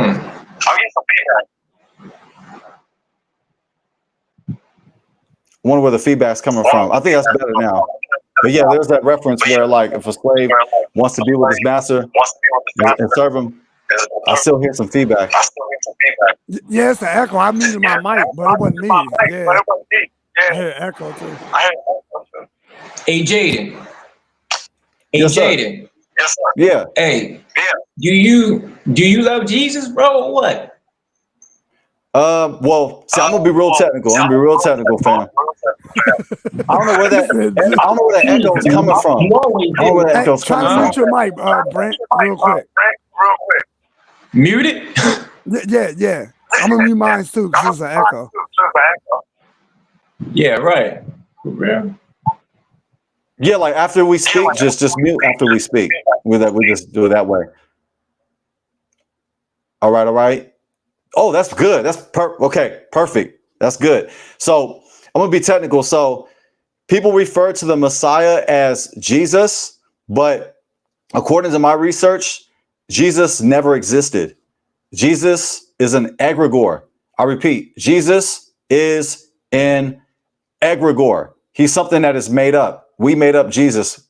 That is the Western version of the Messiah.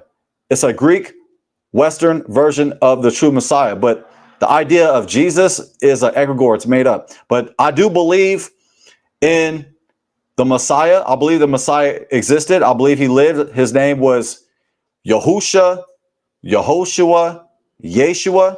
So I do believe in a historical Jesus, if you will. So I do believe in a historical Messiah. I believe he lived, and yes, his name was Yeshua or Yahushua or Yeshua, Yahusha, or Yehoshua, however you want to say it.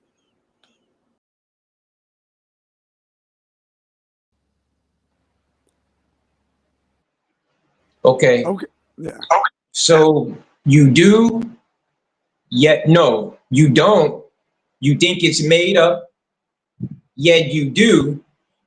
And his name is Yeshua. Okay, let me ask you this. Do you know the good news that Jesus came with? Now, yeah, the good news was who was to come after him. The name that they have in the Bible, his name is called the Comforter. In my book, his name is Ahmad Muhammad. That yeah. So now you say that you study the Torah, so you should know the 10 commandments. Yo, but those are hard. Those are hard. Yet, do you know the 2 commandments that Yeshua, that Jesus gave, that added on with Moses? You want to know what they was? Love God with all your heart, mind, and soul. Okay? And the other law was that you treat others like you want to be treated. Okay? You just learned something right there. That was the good news. That was the good news. Wasn't no book. Wasn't nothing to teach. It wasn't the books of Matthew, Mark, Luke, and John. Those books is stories and snippets of Jesus's life and the ups and downs of Jesus's life, and him being born, having to leave because they was murdering all the children that was just born, right? And then he got crucified. Now, what news is that? Jesus lived a hard life. I believe in Jesus, unlike you and like you. But I believe in Jesus. Now, Jesus' message about his life wasn't no good news for us. The good news that Jesus had was someone that would come after he goes, who is Islam, that will bring the world like this, because Islam means peace, right? So now, Matthew, Mark, Luke, and John, those are some made up books that the Jews made up. Now, the Torah, you already know what that is, the 10 commandments. That's easy. Now, in my book, the Holy Quran, my Lord, he says that he taught Jesus the Torah, the gospel, the wisdom, and the book, meaning the Holy Quran, or basically a scripture that would one day be the book. A scripture, the book, right? Now the wisdom, right? The wisdom is the understanding of Muhammad and what's to happen after he goes. And the wisdom is what he learned of the Torah and his life experiences living here as a man. Because listen, Jesus wasn't a man made by another man. I don't believe that. I believe the agent of sperm wasn't in Jesus. I believe what my book revealed to me was that Jesus was made in the likeness of Adam, meaning he said, like, he made him out of dust and breathed into him and said, be, and Adam was. That's how Jesus was made. But Jabril visited Mary, and the book reveals that Jabril Allah made where as though that Jibril appeared to Mary as a well-made man. And Jibril didn't even touch her. He just came in that form not to scare Mary, because Jibril, he came with good news. And the good news was, you're going to have a child, Mary, Jesus, the Messiah, a word from your Lord. Straight up, straight like that. That's how I read it out the book. And man, listen, I believe in that. I believe it. I believe it. And Jesus was so special. Yo, Jesus was so special. Go ahead, you do your thing. Go ahead. Yeah. I just want to interject. See, my thing is, I'm not even trying to convince you to think otherwise. I like to present That's what information. I'm trying to do to you. You know, that's what I'm trying to do to you. Basically, yo, but no disrespect, yo, to you and your beliefs and your religion, but there's a void in you, and I can see it. I can see it, and Yahweh is not filling that void. Not the knowledge that you getting out of that. It's not making that void filled, bro. It's not. It's not because you still waving, brother. You know, yo, like if you gonna seek, then be a seeker. Don't brand yourself. Because listen, you know, there's dudes out here that will, I think we are all seekers. We are. You got it, Double T. You got it, Double T. I'm gonna pass it over to Double T. Let's pass it to Double T. You got it, King. Yeah, and mute your mic, Brent. Mute your mic, Brent. That way, I'm mute my mic as well. Yeah. So we was talking about earth and land. I'm staying on topic, you know what I'm saying, right, for tonight's discussion. But we was talking about, you know, the earth, you know, and the land, right? So I had posed a question or a theory. Now you were saying that earth, right, you know what I'm saying, is land.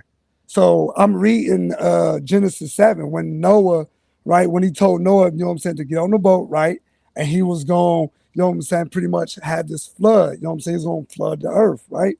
You know what I'm saying? The whole face of the earth. Now, what if that, you know what I'm saying, right, is the land that, you know what I'm saying, over there that he was talking about? I'm not saying it's true. Not saying it's true or anything. But, you know what I'm saying, what is he just talking about the land, you know what I'm saying, over there? What would you say to that? I'm going to go ahead and mute my mic, but go ahead. Man, that's crazy, man. We kind of think similar. Man, we got like, man, that's crazy. Because like, are you like saying that it's possible that it wasn't a global flood? Is that what you're referring to? That it was a regional flood? Yes. Yeah.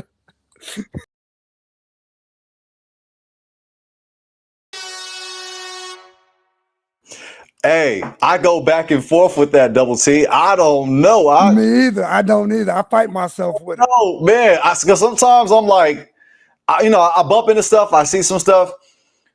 I see some information. I'm like, man, maybe it was a global flood. I'll give you an example.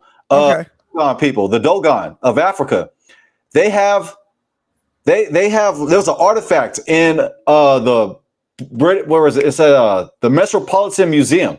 The Metropolitan Museum in New York. And there's 8 people getting off a boat. So like when I'm looking at this artifact from the Dogon, it reminds me of the flood story of Noah and how the 8 people survived. Because remember, it was 8 people. It was Noah, right, sons, and their wives. So I'm like, how did that story make it all like? They know flood. So that's what I'm saying. So sometimes I'm like wondering, like, has the world been flooded? I've even heard. I don't know if this is true or not, but there's been some speculation that the pyramids of Egypt have been flooded. There's watermarks, blase. I can't substantiate that. It's just hearsay. Mm-hmm. So, and I don't know. There's some things that kind of hints that there's a global flood, but I don't know. Act like if it's hard. It's hard. I kind of lean toward. You know what? If I had if I was at gunpoint, Right. if Brent James held me at gunpoint and told me to make an answer, I would say it was regional. Right. I would say it was regional. Right. Right. And that's what I'm saying. So when you think about it like that, right? Like, so when did the earth, Brent, mute your mic, Brent, so Double T can speak. Go ahead, mute your mic.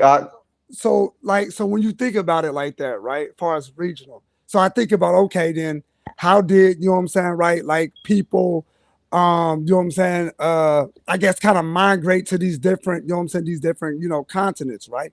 Or when the flood happened, was Pangea, you know what I'm saying, together? Like, you know what I'm saying? I think about that, you know what I'm saying, right? They said, I looked it up. They said, like, when Pangea broke, like, so you know how your hair grow like inch by inch, you know what I'm saying, every day or whatever.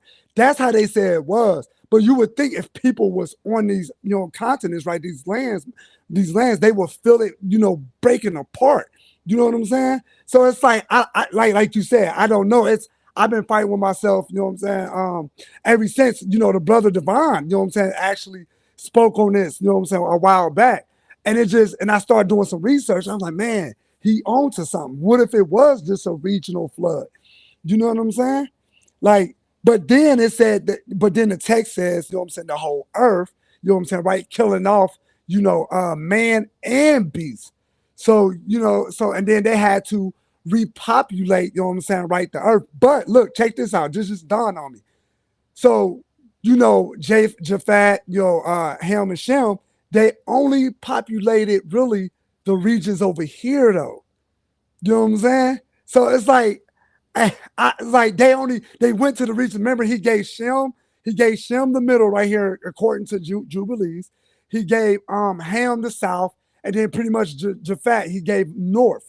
You know what I'm saying? That's the only areas they really, went to, though. So what if it was just that regional flood? Here's a speculation. You know what I'm saying? But yeah, go ahead. You know what I'm saying? I don't know, but go ahead. No, that was fantastic, and I agree with that. Like, if I had to make a choice, that's what I'm saying. If Brent James held me at gunpoint and told me to make, is it regional or is it global? I would say it's regional, right? And it says that it flooded all the land. It don't say the word earth.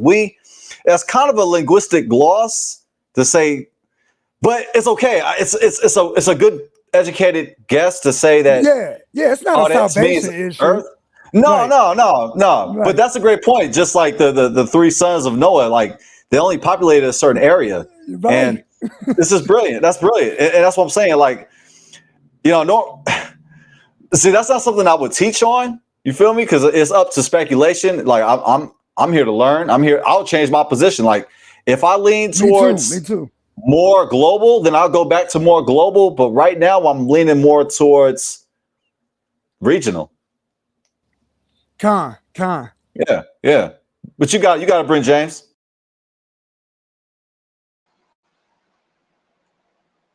Yeah, my book, it speaks about Noah's Ark. It speaks about Noah's Ark in my Quran. My Lord said it was made of planks and nails, man. It was a real thing. Yeah, man. It was a real thing, man. Really real. And it landed on this, what's the name? I think it's Tua, or was that the mountain of Moses? I'm not sure. It was one of the mountains, Tuwa. And they have Noah's Ark there. Noah's Ark been found long time ago. They already knew what was that all about. Yeah, are man. You referring to are you referring to Wyatt? His name is Wyatt. He found the Noah's Ark. Is that what you're referring to? I don't know who the man Something was. Wyatt. I didn't remember the message. Oh yeah, that Christian guy, right? Wyatt. Yeah, I know you talking about. He talking about he found like Jesus' blood and everything and all that. Yeah, I know you talking about. I seen him. I know what you're talking about. Yeah. The blood was alive.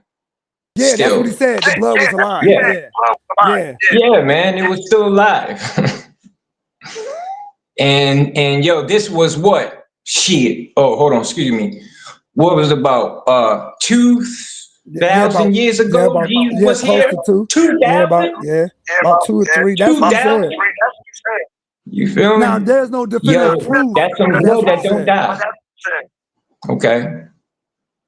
Yeah, yeah. It's Hey, real there. The quick, Brent proof says, is there. hey, Brent, I'd like to hear your interpretation on Genesis 1:1. Because, like, mute your mic. Okay, cool. Yeah, I'd like to hear your interpretation on Genesis 1:1.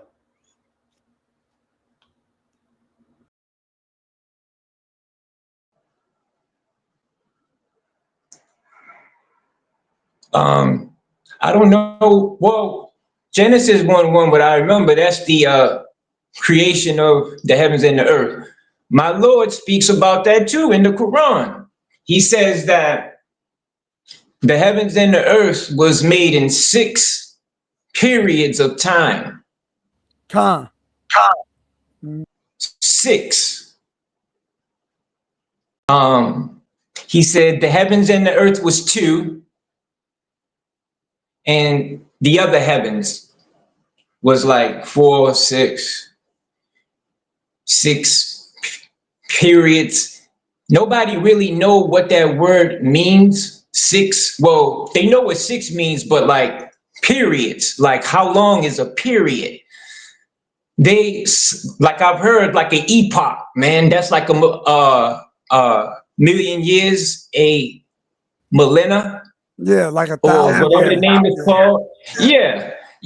So, he further explains how he makes the herbage, fruits, he's just the creator, man. He makes it. And basically, he doesn't make a new earth. He reproduces another. Like, this is why in your Genesis, my Lord, he tells Adam to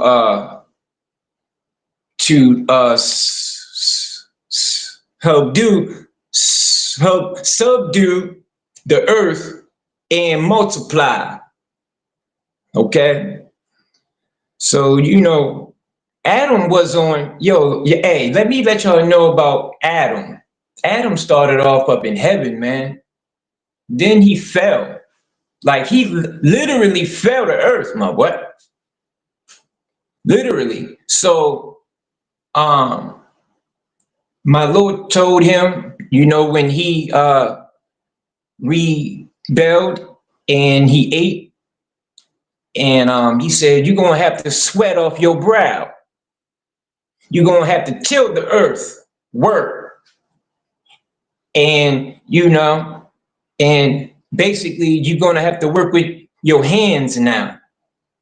You're going to have to work with these hands, not here, because the state where Adam started off, he could, like it was like a dream. Whatever came to him, it was there. Adam was a creator, like his Lord, like his maker.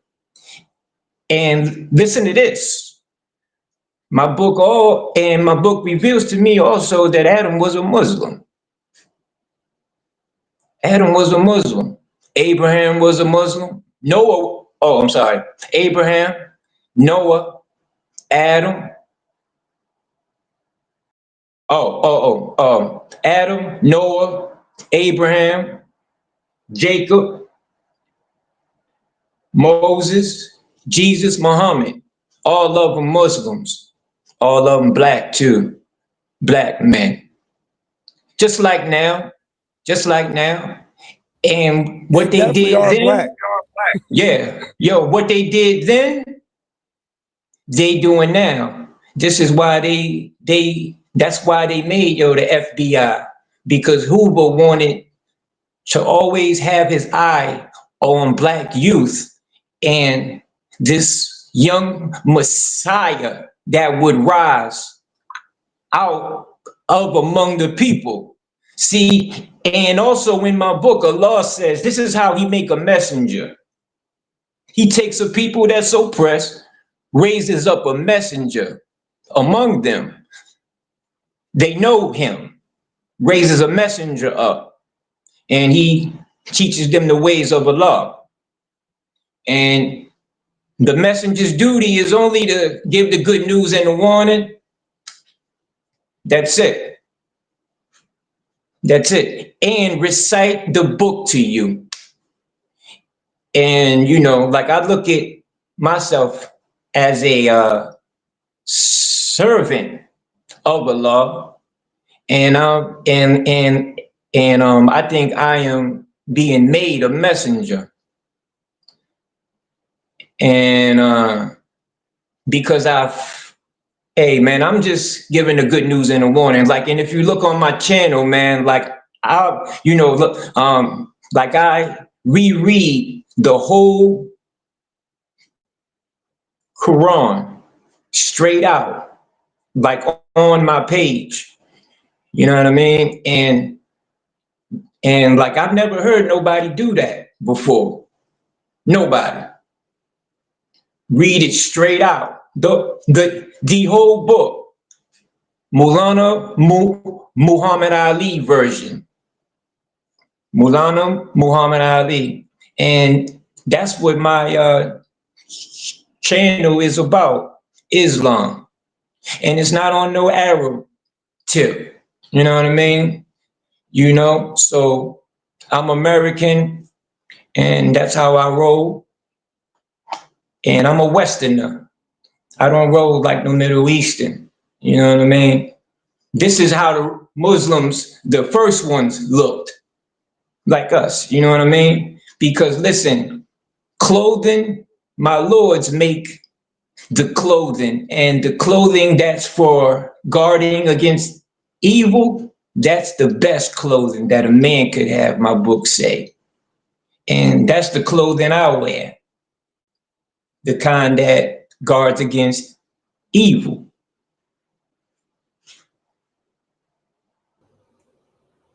Let me go ahead and interject. Now, Double T, let me ask you this question. Because, man, we kind of think alike on a lot of topics. It's kind of, it's lightweight scary. I don't know. Right. Yeah. Let me ask you about this now. Now, I'm going to take a chance. Okay, where it says Hashemayim. And I noticed in the chat, you said Shemayim means heavens. And that's right. That's right. I highlighted that when you said that because the King James says heaven, but the King James actually got it wrong. Correct. It's plural. But I'd like to hear your interpretation. So when it says in the beginning, God created the heavens and the earth or in the land, what is that heavens? Like, what's your interpretation of heavens?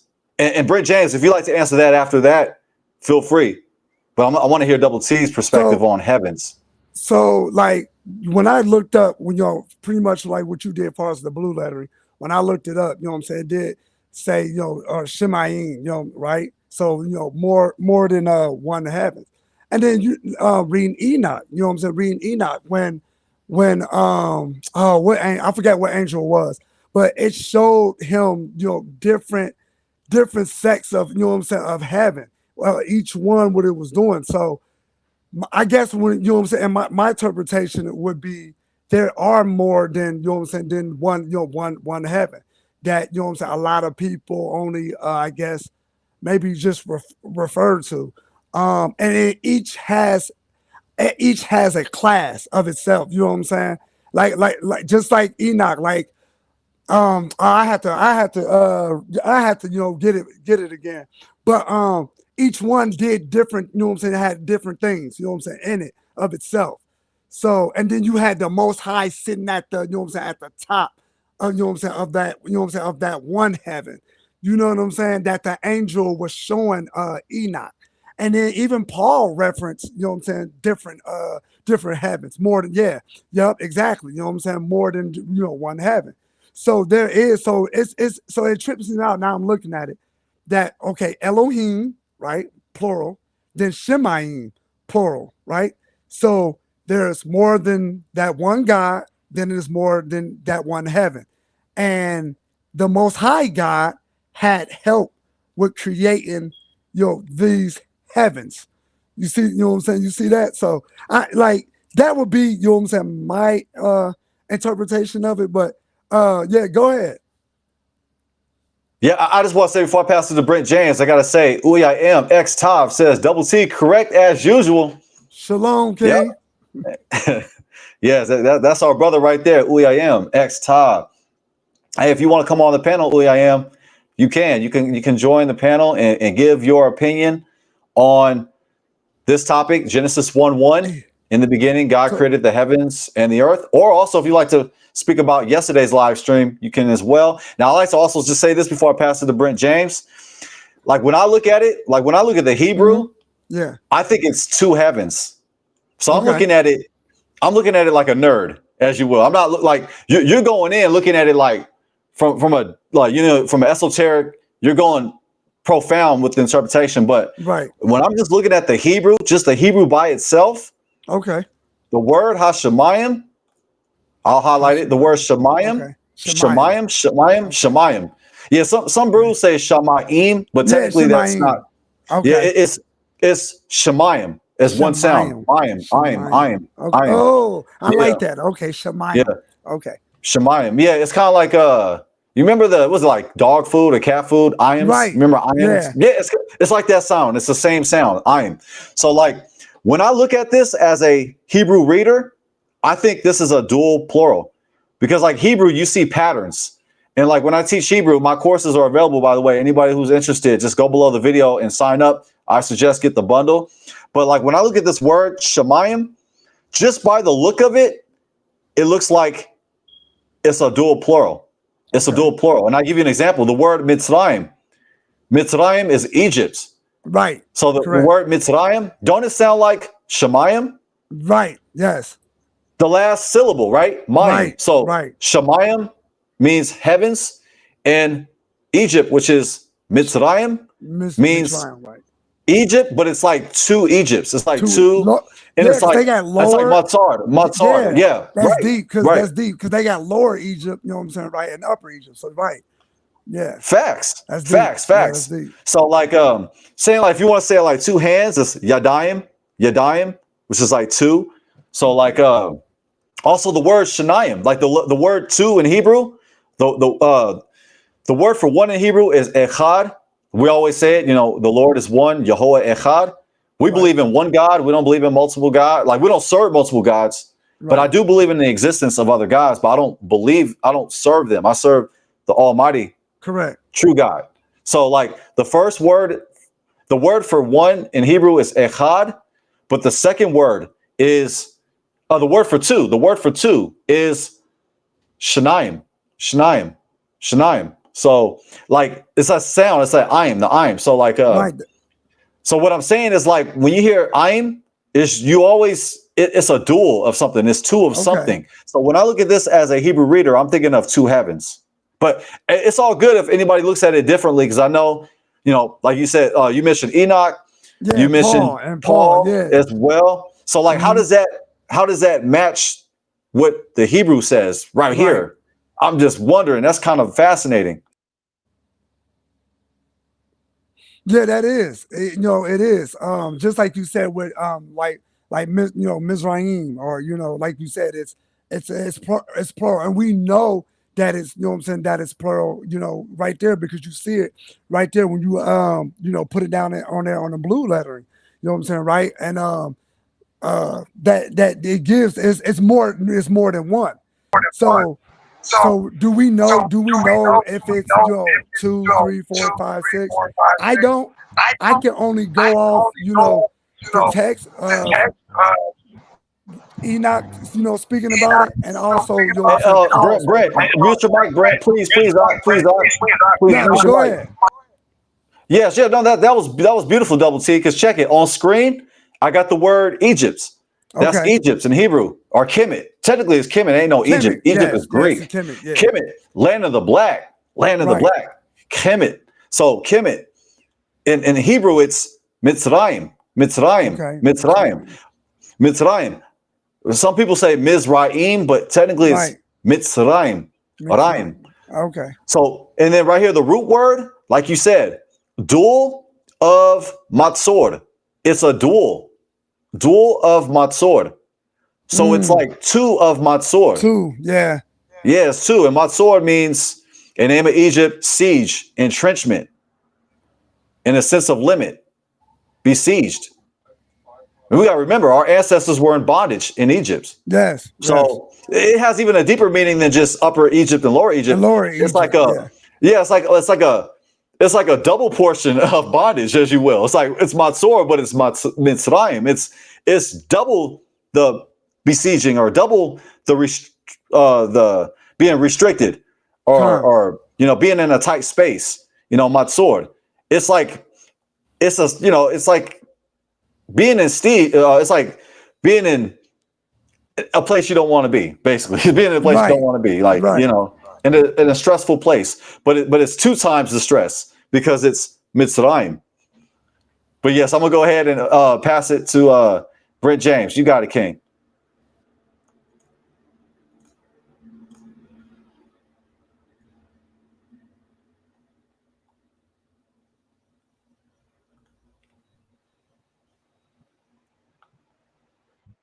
You hear me? King, I'm yes. good. I really don't have much to even, speak no more like that. You're not really asking me nothing. But I will elaborate on the trees. There was when we was in heaven, we missed out. Fuck. Do you hear me now? We wanted to hear your interpretation on heaven. Like what is heavens? Like what does that mean? Do you hear me? It means more than one. Like I haven't read in my book, my Lord don't explain the different levels of heaven. He only lets me know about the lower heaven, which is the stars that's out at night. That's the lowest heaven. Okay, and we got 1, 2, 3, 4, 5, 6, 7 heavens when you a Muslim. I don't know what the highest one is, and like what angel is at the gate. I don't know that, but I know this. My Lord speaks about hell. He speaks about how it is a stop. Excuse me. He speaks about hell, how there's this tree that's at the bottom of hell, and the name of it is called Zaquim, Zaquum,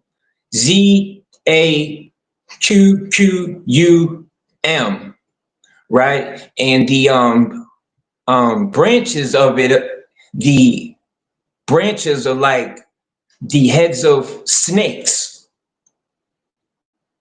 and the tree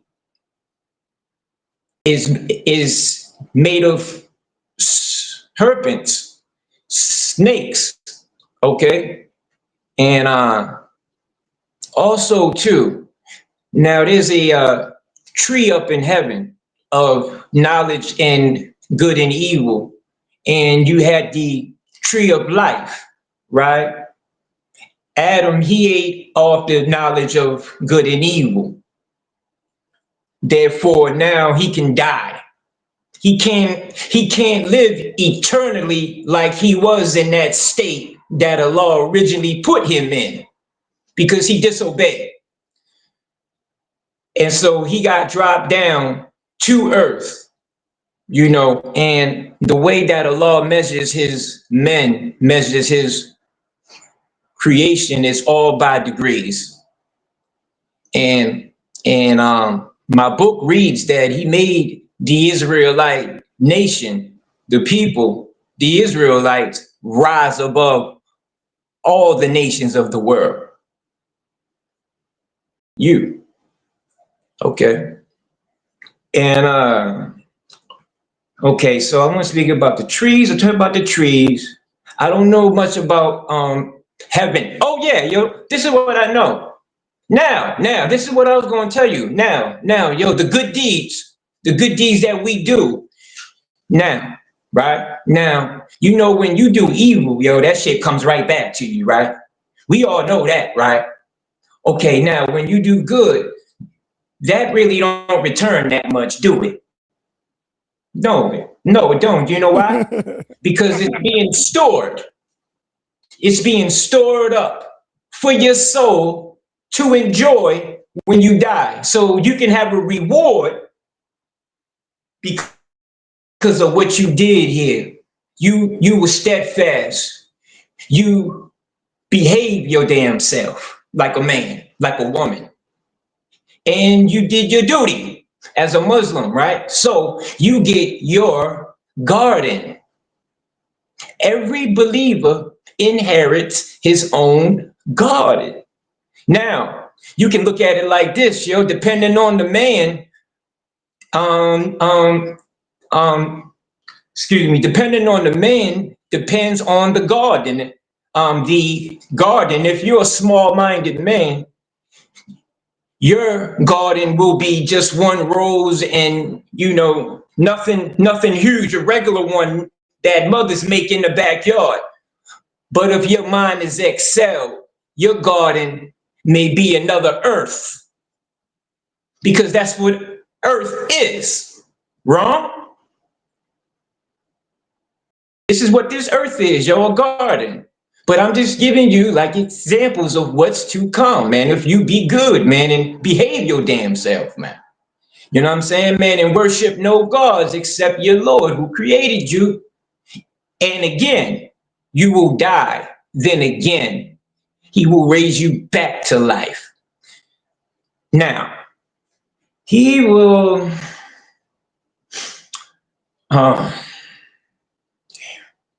excuse me, Lord. Let me go ahead and ask Double T this question. Yo. Okay. Hey, hold on, just one more thing, brother. Excuse me. All right, now, yo, the good deeds are stored up in your own garden.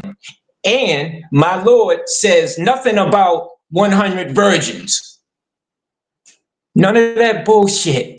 None of that is in the Quran. You understand? You know what he says? He says you're going to have a pure companion, equals in age, modest in gaze, eyes like eggs, bright and wide for you, man or woman. And children will also run about you like scattered pearls. This is what the books say. And the most best excellent achievement that a believer may earn is believing, being a believer. This is all believers. Ain't nobody special. You understand? You get your family. You get your family that you had on earth back. Whoever you want will be there waiting for you. Know that you've been wanting them, watching you, because that's what they doing, watching us. Don't you feel like you're being watched, man? Even when I'm alone, I know that I'm on eyeball watch from my Lord. Bro, yes, this is what the Quran say. He says, don't you think I have a guard, watchers that are before you and behind you, who record everything you do? This is why when you hear these near-death experiences and stuff, everyone say, my life was shown to me like a movie, because it was recorded by the angels that was present with you since you came out the womb. And watching you, clocking you, everything. So once you like aware of that as a man, you stop beating off. You stop looking at porn. You stop having all these weird women in your crib. You stop using drugs. You stop speaking wrong words, disrespectful language. You stop robbing. You stop planning. You stop scheming. You just stop all that bloodshed. You stop it. Once you realize, once you believe, now this is what I realized too. People have to build their believing power. Believing power. The more you believe, the more he removes the veil off your eyes, bro. This is why they say that heaven will ascend on us. Man, it starts within us. We the lights. We the lights in the dark. This is why we attacked so much. We the lights.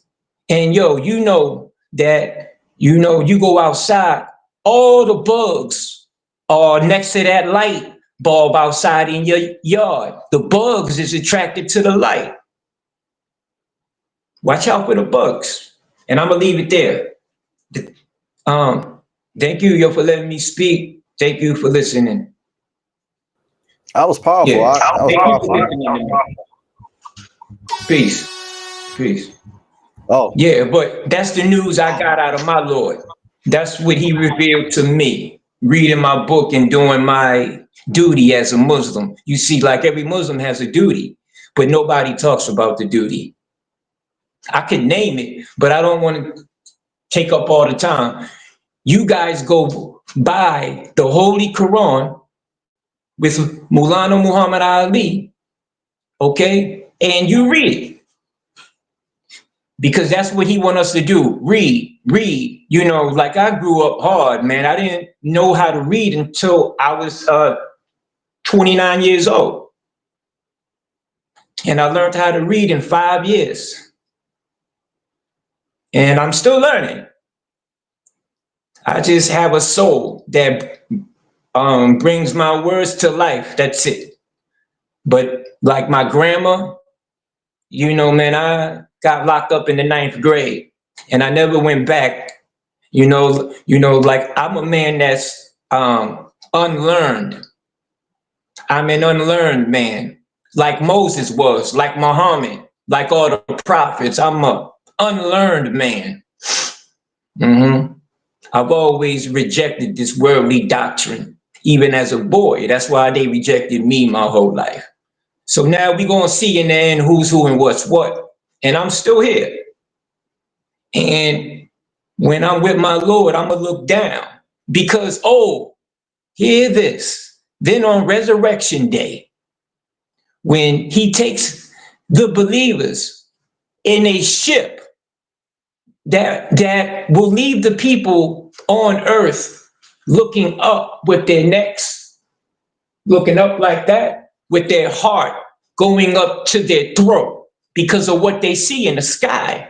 And the people on earth will say, this is out of my Holy Quran, and the people on earth will say, who will leave with it? Who will leave with it? What is coming? Now, man, if you look on the news and everything, they say, hey, for the past 6 years, this planet Nibiru has been coming to us closer and closer. It should be by here by 2027. They don't know the time of the hour. Nobody know. Not even the angels. But I know.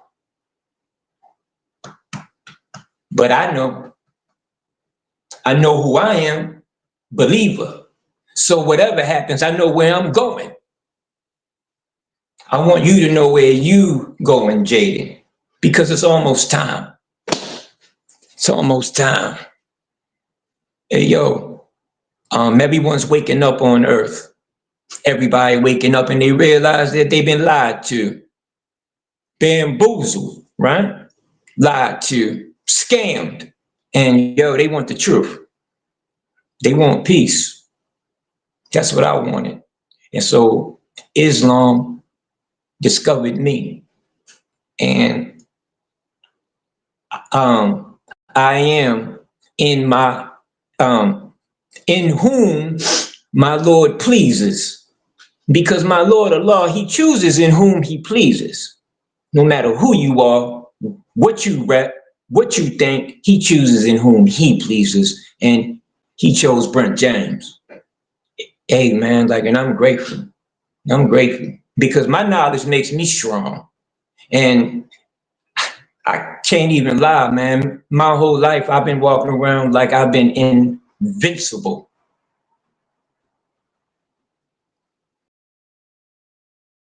And I ain't never run, not from one enemy. And I always face my fears. And I always stood up like for what was right when everybody was scared to. And there was times when I had to bite the bullet for it, but fuck it. Somebody got to do it. Yeah, Somebody has to be the example. I'm sorry, brother. Go ahead, do your thing. Yes, you know, we don't curse here. We gotta keep our language. You know, we gotta keep it clean. We gotta keep it clean. Yeah, no, it's all good. That was powerful. Yes. Go ahead and mute your mic. I got another question. Yeah, I had a question for you too. Oh, okay. Oh, you want to go first, Double T, or you want me to ask? Was Moses considered a god? Like, as in, when you say God, Elohim. Like in the scripture? Yeah. Like in the Hebrew? Well, just in general. I mean, you can kind of say so. Like an authority, like a judge. Well, yeah. Right. I mean, you can say because in a sense, we are gods in this. You know, right. That's all I was getting at. So right here, Exodus chapter 7 and verse 1, and it says, and it reads, so Yahuwah said to Moshe, "See, I have made you an Elohim to Pharaoh, and Aaron your brother is your Nabi." So he was considered, what I'm saying, Elohim too as well. See what I mean? So it goes back to what, Genesis 1:1 about the the Elohim being, being plural, being many. You see what I'm saying? Him having help, like I was stating earlier. Like he had help, just like here in Exodus 7:1. You know what I'm saying? He made Moses a Elohim. He made him a god. You see that? So he can do his bid for him. You see what I'm saying? So yeah, but go ahead with your question. Yeah, you can go ahead and pull it up if you want. We can break that down too. Yeah, that was brilliant. Yeah, that was good. Yeah, right here, Exodus 7:1, like you read. And Yahuwah said unto Moshe, "See, I have made thee a god to Pharaoh, and Aaron, thy brother, shall be thy prophet." And yeah, you was dropping the Hebrew when you said Nabi right here. And it says in Hebrew right here, it says, I have made thee a god. And it says right here, Nasatika Elohim lefar'o, right here. So Natatika, I made you. The word a is inserted, but it makes sense. Elohim, I made you. God, I made you God. Elohim, lefar'o, to Pharaoh. Wait, Aharon and Aaron, Achicha, your brother, Yeye, he will be Navi Eka, your prophet. So yeah, you're right. That was, and that's why I mentioned I was like, as in Elohim, because I knew it rang the bell. Right. I knew it rang the bell when you said, that's what I was like. Technically, yes. Yeah. A lot of people don't even know that, you know what I'm saying? The Most High did that, for Moses. So that, you know what I'm saying? So that kind of skips over a lot of people's head, you know what I'm saying? When I guess certain people just probably maybe just read it and just kind of like skim over it and not really think about it, you know what I'm saying, like that he really made Aaron or Moses, Salakia, a god, a Elohim, for his will. Right. Yes. And that's what I'm saying. That word Elohim is flexible. We have to Right. consider Yeah, it is. context Oh because no, we it got to is. remember. Yes, because we know this. Ark. We know it's Yehovah. We know it's Yod He Wah He. Right. We know it's Exactly. Yahweh speaking to Moses. So Moses. Exactly. right, giving Moses orders. So And no that's way are why we I actually saying right. Moses is the Most High. We're not Oh saying that. no. Oh Yeah, no. no, We're not at not all. saying that. No, no. That's why it says so Yahuwah said to Moses. He's speaking to Moses. And he said, hey, I am going to make you one. You know what I'm saying? I'm going to do this. So we And like, know. So there's a distinction. You see? absolutely, absolutely. In the verse, absolutely, it's the Most High giving orders. It's the Most High speaking to Moses. And also, like, just for those who just don't believe what me and what double T the Hebrew and what I'm saying, just click on the word right here. It says Elohim, God. Mm-hmm. It's right Yep. here. So like, yeah, I don't want to read over nobody, but yeah, or you can just do this. You can go to tools. You can highlight over the word God, and in the yellow highlighter, Mm-hmm. that's the word for God right there, Elohim. And when you click on it, it shows on the right side. It Is says it it the God. same? Is it the same G Strongs for the one that used in Genesis 1:1? That is a good question. And we just scroll down because right here, it's Elohim Okay. is the same word. It's Okay. spelled exactly the same way. But when we Okay, it scroll is. down, Okay. yeah, when we scroll down the concordance results showing Oh, using it KJV, is. it's the same number, Yeah. H430. Okay, Yes, yep. sir. Okay. But you see how it is like, so we, you know what I'm saying? We think, you know what I'm saying, like you said, okay, Elohim means gods. But when you look at all those definitions, you know what I'm saying, it could be, look, it said like ruler, you know what I'm saying? What was that? Okay, look, ruler, judges, divine ones, angels, gods. You see that? You know what I'm saying? So like what I guess like word would you insert, you know what I'm saying, right there for Elohim, and which one would you insert for us Genesis 1:1? Do you see what I'm saying?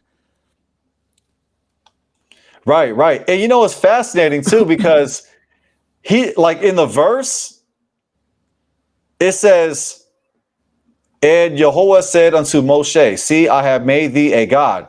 The My word God. God technically is El, like Made ginger him an El. L. But in Hebrew, right here, when you go on the word, it's plural. So Right. technically, it would read like this: see, I have made thee gods to Pharaoh. So that's Yeah, that very is. fascinating. To me, this is like esoteric. This is maybe even Kabbalistic. Right. Oh, maybe no, it is. But I know a lot of brews don't like to deal with Kabbalah. But this is deep. What I'm saying, double C. Like Right. for it to be phrased this way, like Moses is one man. You would not Exactly. refer to Moses as Elohim. You would refer Right. to him as El, which is singular for God. Right. El is singular for God. But like to refer to him as Elohim, you're calling Moses gods. Gods. Yeah. I would never call you them. Like I wouldn't refer to you as them. I refer to like if I'm talking to you, like I'm not gonna refer to you as a plural noun. You know, Right. like Because we're singular nouns. Because who else was he talking to? You know what I'm saying? Besides Moses and Aaron. Because then he said, and I'm gonna make Aaron a prophet. So he's not talking about making Aaron a god. He said Aaron gonna be a prophet, a nabi. You see what I'm saying? So who else would he be speaking to? You know what I'm saying? Right there. It was just him. It was just him. You know what I'm saying? And if you want to say Aaron was with him, and then you say Aaron, but he said, I'm gonna make Aaron a prophet. So like you said, like who like it's Elohim. That's plural, like you said, just like the same, same Genesis 1:1. So like you said, like who like why would you know what I'm saying, refer to him as Elohim and not El or Elohai? You know what I'm saying? Meaning one. And technically, like to be super nerdy, because you know I can be nerdy at times. Right. Well, we established this, and Yod He Wah He said to Moses. So right here, the Most High is speaking to Moses. Yes. He's speaking to Moses. He mentions Aaron, but he's speaking to Moses. To Moses. Yeah. You know. And it says Wayomer Yehoah El Moshe. And he said, Yehoah, and Yehoah said two Moses. El is two. El Moshe. So this is two Moses. And then it says, see, I made thee a God to Pharaoh. But what I want to highlight, this is a super nerdy part right here. It says, see, I have made thee a God to Pharaoh. But in Hebrew, where it says, I have made, technically, that is, I have made can be translated. I'm going to put it this way because I like to be careful.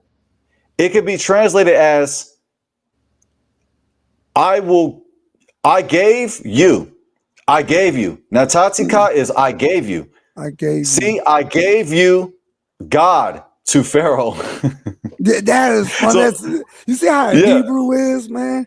Because I'm telling you, because the word Natatika comes from Natan, which means to give. It means to give. Okay. See, and I'm showing to give, to put, to set. To set. Yes. Okay, listen. Okay. And so you got to keep in mind, it's in the cow stem. It's in the cow. So it's in one of these. It lands in this ballpark. So we can interchange it.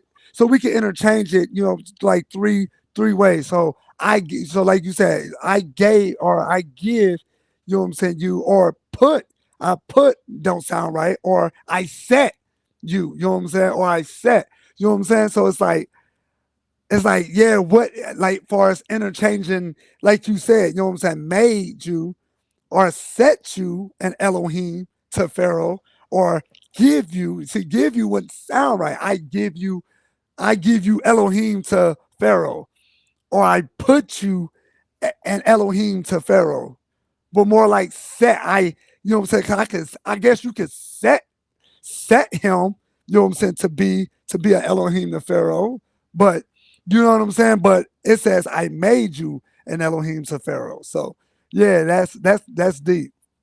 It's deep. And like, I'm just wondering why, because there's other words they could have used. Yeah.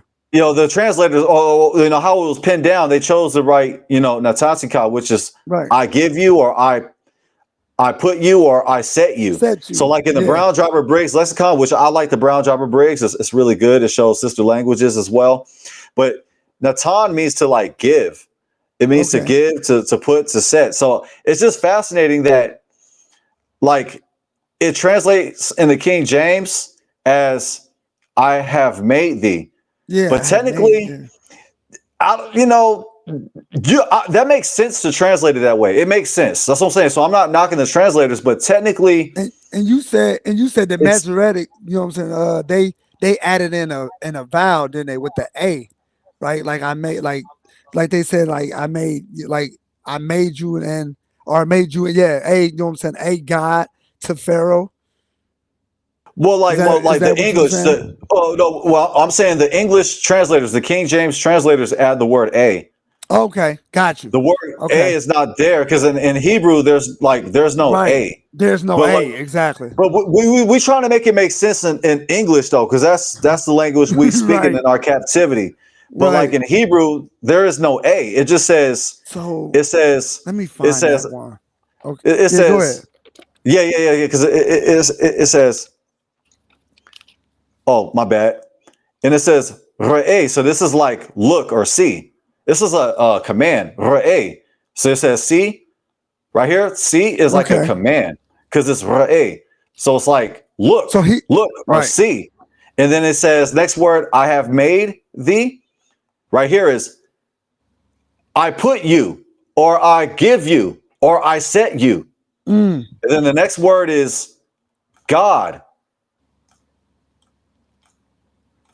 God, right here. Yeah, God. And then to Pharaoh, which is to Pharaoh. Live or towards Pharaoh, or to Pharaoh. Yeah, that works as well. To Pharaoh or towards. Right. Yeah, right. So yeah, I just wanted to be extremely technical, but like I have made.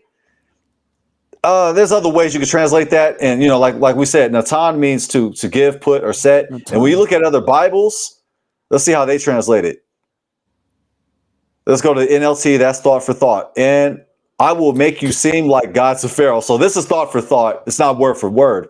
Okay. Where King James is word for word, but even they use I have made, which is not word for word.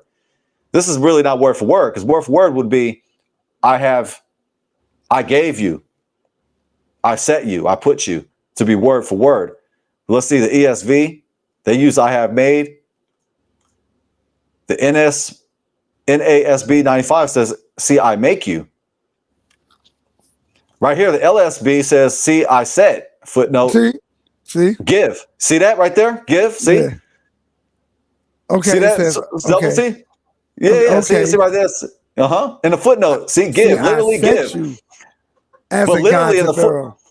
but literally in the Hebrew, in the footnote, that's why I like footnotes. It says literally give. Right here in the LSB. Yeah. And right here in the YLT, I have given thee a God to Pharaoh. Or I have given thee God to Pharaoh. I have given, because the word A is not there. Yeah. Right. So I have given thee a God or God to Pharaoh. And the word see, remember, it's a command. It's like see, like Right. if I'm telling somebody look or see, look, like So it's like, a command. look, I'm So giving you, look, I'm giving you a God to Pharaoh. Like, look, so you right. can okay, got it. Yeah. So that's what I'm saying. We can interpret this like there's a lot of different interpretations just on this verse alone, and I'm glad you brought it up. Yeah, it's crazy because it does connect back to Genesis 1:1 because we see that term Elohim. It's the same word right here. And like we said, we clicked on the Strongs, we looked to the concordance, and like we found out, it's the same concordance number, 43 H430. It's the same term, Elohim.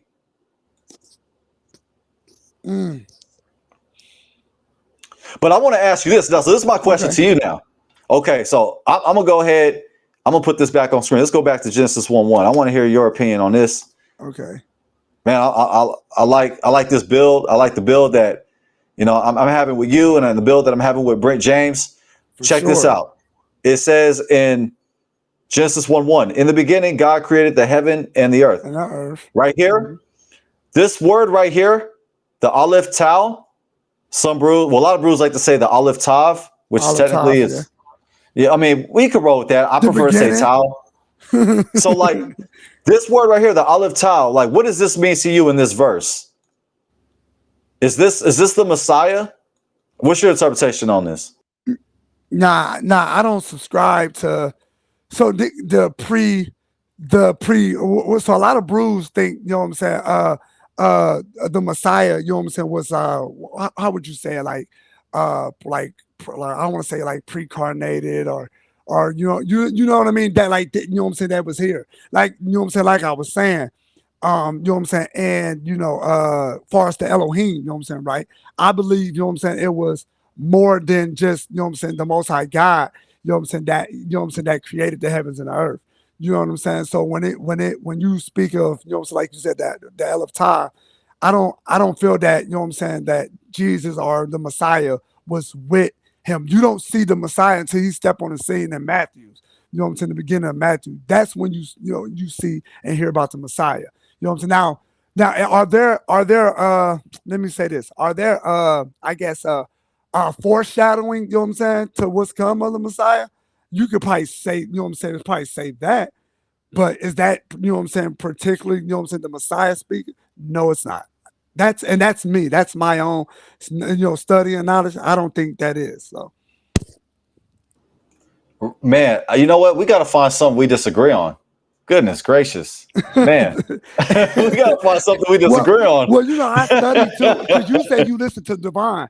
So a lot of I, you know what I'm saying, study with, you know what I'm saying, with Divine as well. So a lot of, you know what I'm saying, and on my own as well too, looking up stuff too, you know what I mean? Trying to break down a lot of this English, you know what I'm saying, words that was given to us, you know what I mean? Trying to find the true and real definition on certain words, just like virgin. And I know that's another topic, but just like that, you know what I'm saying? Virgin don't mean, you know what I'm saying,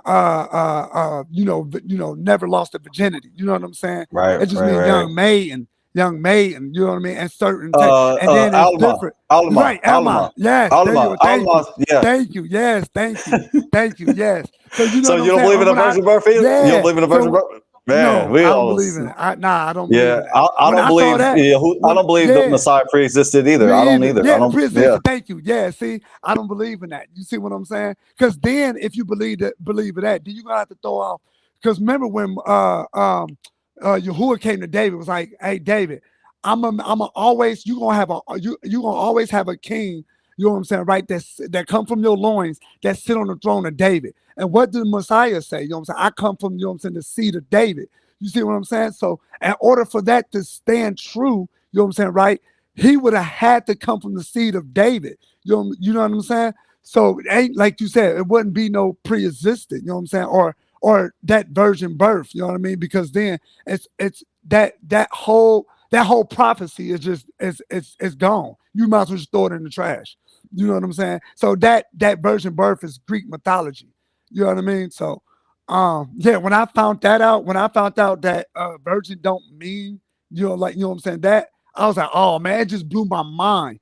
You know what I'm saying? It blew my mind. I went to the blue lettering like you did, and I seen that, and I was like, oh man, it means maiden. Like this is crazy how like you said, the English uh lettering or wording, you know what I'm saying, is. And we know it's a I'm gonna say this, a bastard language. You know what I mean? You know what I'm saying? If I can say that. So it's you know, filled with a lot of curses in the language. So but yeah, I don't believe that Christ pre-existed. So Wow.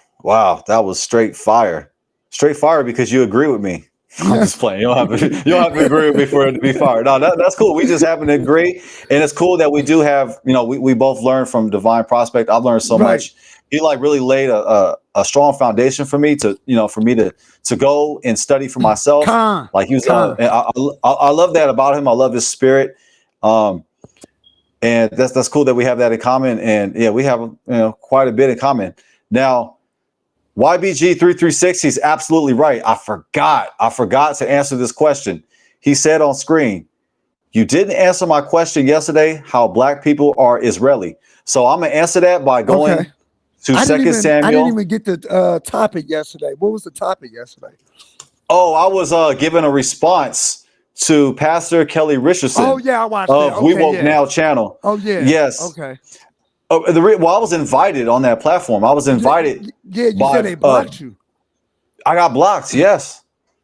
And I was invited to it. And I wasn't trolling. I showed, if I don't know if you watched the whole entire video, it was a long one. I know it was long, but I showed the whole entire, I showed the chat because they took down the chat. So I like after I got blocked, when I got blocked, what I did, I recorded it off the screen. Yeah, I recorded it off of OBS Studio because I use OBS Studio sometimes. Okay. It's like you know, you can go live on it, you can stream from it, and it's absolutely free. That's actually what I started. And like on the feast days, I still use it. But like so I had a screen recorded from OBS Studio because I was thinking they might take down the chat, and that's what they did. So they didn't replay the chat. They didn't have the chat replay. So I was thinking ahead of the game. I'm like, let me go ahead and record the chat, the conversation in the chat to show and prove to everybody that I was not being a troll. I was not being disrespectful. And also to show that I was invited. I was invited by Brian Scholar. Like he was the one who gave that testimony before you. Before me. Right. Correct. Yeah. He came in respectful. I love the energy. I love what he had to say. And I thought, you know, it was, you know, like when I came to the live stream the next day, I took the invite. I was invited, so I went. I just didn't I didn't expect it to get blocked like that. But yeah, because you know, like you were saying, biblical Hebrew and modern Hebrew is two different things. You know, the modern Hebrew definitely has the Yiddish, you know what I'm saying, in it. We're not talking about biblical Hebrews. So when I was looking at, man, the Most High did so much, you know what I'm saying, for me as far as this truth. I was looking up that too, like different language. So it was like ancient, Paleo, Aramaic. Then you got modern, you know what I'm saying? So it was just you see what I'm saying? So it's just so many different variations of Hebrew, you know, right? So when we talk about, like you said, the biblical format, we talking about Aramaic, you know, what Christ spoke. We talking about Paleo, you know what I'm saying? What, you know, what we believe, you know, Moses and them, you know what I'm saying, what has spoke. You see what I'm saying? So like that is totally different from modern Hebrew. That modern Hebrew does have Yiddish in it, you know. And when I looked at it, I was like, yo, man, that is crazy. How, you know what I'm saying, that the Ish people, you know what I'm saying, you know, infiltrated, you know, Germanic language into Hebrew. So yeah, so it was wild to me. It was, man, I was flabbergasted. Facts. Yes, that's true. Modern Hebrew is not biblical Hebrew.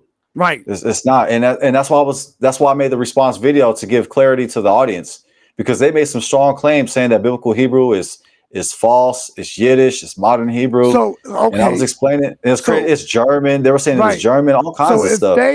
if they believe the biblical Hebrew is Yiddish, then what Hebrew do they would use? You know what I'm saying? What Hebrew would they speak then? You know what I'm saying? Like, They use right, the they say they use the ancient Hebrew, which is the Paleo Hebrew, but it's only right. only the sound, only So every letter has the sound. Okay. That's what they The okay. So they do okay, the R sound. Okay. So they don't kind have of so they don't like Lashon Kodash, like Lashon Kodash. The only thing right. with Lashon, they just call it Lashon Kodash. They don't call it Lashon Kodash. They call it Lashon Kodash. And I'm speaking about Pastor Kelly Richardson of We Woke Now and Berean Scholar. That's what they use. But the problem with that is when I say Adam, when I say Aleph Dalet Mem, what word am I saying? Because Adam, Aleph Dalet Mem, according to ancient Hebrew, Mhm. according to where everything is an all sound, it could mean man, it could mean person, it could mean ruby, it could mean red, it could mean to Mm. make red, it could mean to be silent. So they don't So say like Elohim, they would say Elohim. it's like, Mm. and the problem is you would have a conversation, like you would have a delay and you would have confusion. So like, because Hebrew, one word means multiple words in English. So like, Exactly. you can't have like the conversation me and you are having, you couldn't do it with it. You couldn't Right. reenact it. It's not like applicable. You can't put it into action. If so, the sentences have to be extremely short, and you have to use a lot of like a lot of sign language. You got to do a Mm. lot of pointing, Right. and it just would be very difficult to have an elaborate conversation. But what I want to show real quick, let me go ahead and get this out because I'm not dodging this question. Okay. So this is towards YBG336. He said, "You did answer my question yesterday, how black people are Israeli." Yes, because I forgot. And yesterday I said that technically our ancestors, the ancient Israelites, were known in the Tanakh as Israeli, and that's what sparks the question for YBG. And I got a reaction, and this is why I say so. So when we go to the verse, when we go to 2 Samuel 17:25, the word of Yah says, "And Absalom made Amasa captain of the host instead of Joab, which Amasa was a man's son, whose name was Ithra, an Israelite, that went into Abigail, the daughter of Nahash, sister of Zeruiah, Joab's mother." So what I would like to highlight is the word right here, an Israelite. An Israelite. So when we go into our language, which is Hebrew, it says, Yitra, Ha Yisraeli, Ha Yisraeli, Ha Yisraeli, right here. Yisraeli. You see it on the right side, it says an Israelite. Mm. But what I'm saying is that the term Israelite is English. When we say Israelite, it's English. It's English. But when you say Yisraeli, it's Hebrew. And this is the proof that I'm saying. So when it says, whose name was Ithra, an Israelite, and I'll highlight it, whose name was Ithra, or Yitra, an Israelite. The word "an" is inserted again, right here. Israelite, in the yellow. Ha Yisraeli. So technically it's the Israelite. It's Itra, the Israelite. Ha means the. Ha means the. It's a definite article. And the word for Israelite in Hebrew is Yisraeli. We can even click on the term. We can even click on the Strongs. Okay. Yisraeli. Yisraeli. Oh wow, it Yisraeli. is. Wow. Yisraeli. Yisraeli. You take away the Y, what do you get? Israeli. Mm. A descendant or an inhabitant of the nation of Israel. An Israeli. Wow. And I'll say it here. If you don't believe me, check this out. Strong's H 3481. Yisrael. Yisrael. Mm. Okay, well they said it with, they didn't say it with the they didn't say it with the suffix. Right. But the suffix ends with an E. And here's the proof right here. Right here. You see that highlighted right there? It says Lee. Yeah. So Yisraeli. Yes. Mm. So yeah, so it's Yis. What? A Lee. Lee. Yis. What? A Lee. Lee. Yisraeli. So technically, we are Israeli. Israeli. That's crazy. Yeah, I never see it. Look, man, that's something new to me. Man, that's deep. Yes. I just wanted to answer that question because I did forget. I forget. But the reason why that was even brought up, Double T, is because during when I did that response video, I was reacting to their live stream. Their live stream, they did it on Sunday. So I'm reacting to their live stream from Sunday. And what they said the Hebrew that we see right here on screen, this Hebrew right here, they say that it's Israeli. They say it's Israeli Hebrew. It's modern Hebrew. And what I'm saying is, no, this is the Hebrew that was recorded by the Masoretes, the Masoretic text. Right. And then also, what I'm saying is that they like to use the word Israeli and refer to the Ish community. But what I'm saying is that term Yisraeli or Israeli, that's our term. Yeah, where that's you think us. they got it from? Yeah, where you think they got it from? Yes, sir. They got it from us. So I don't know why we like to call them Israeli when we're actually boasting them up when we're doing that. Right. We're actually throwing shade on ourselves and we're lifting them up by calling them Israeli when we should be calling ourselves Israeli. Right. And Israeli is a descendant, as we read on screen. I'll read it again. It's a descendant of Israel, the nation of Israel. Yisraeli. Wow, man, that's right deep, here. Man. Yeah, that is deep, man. So, and here we go. Thank you. I appreciate that for that.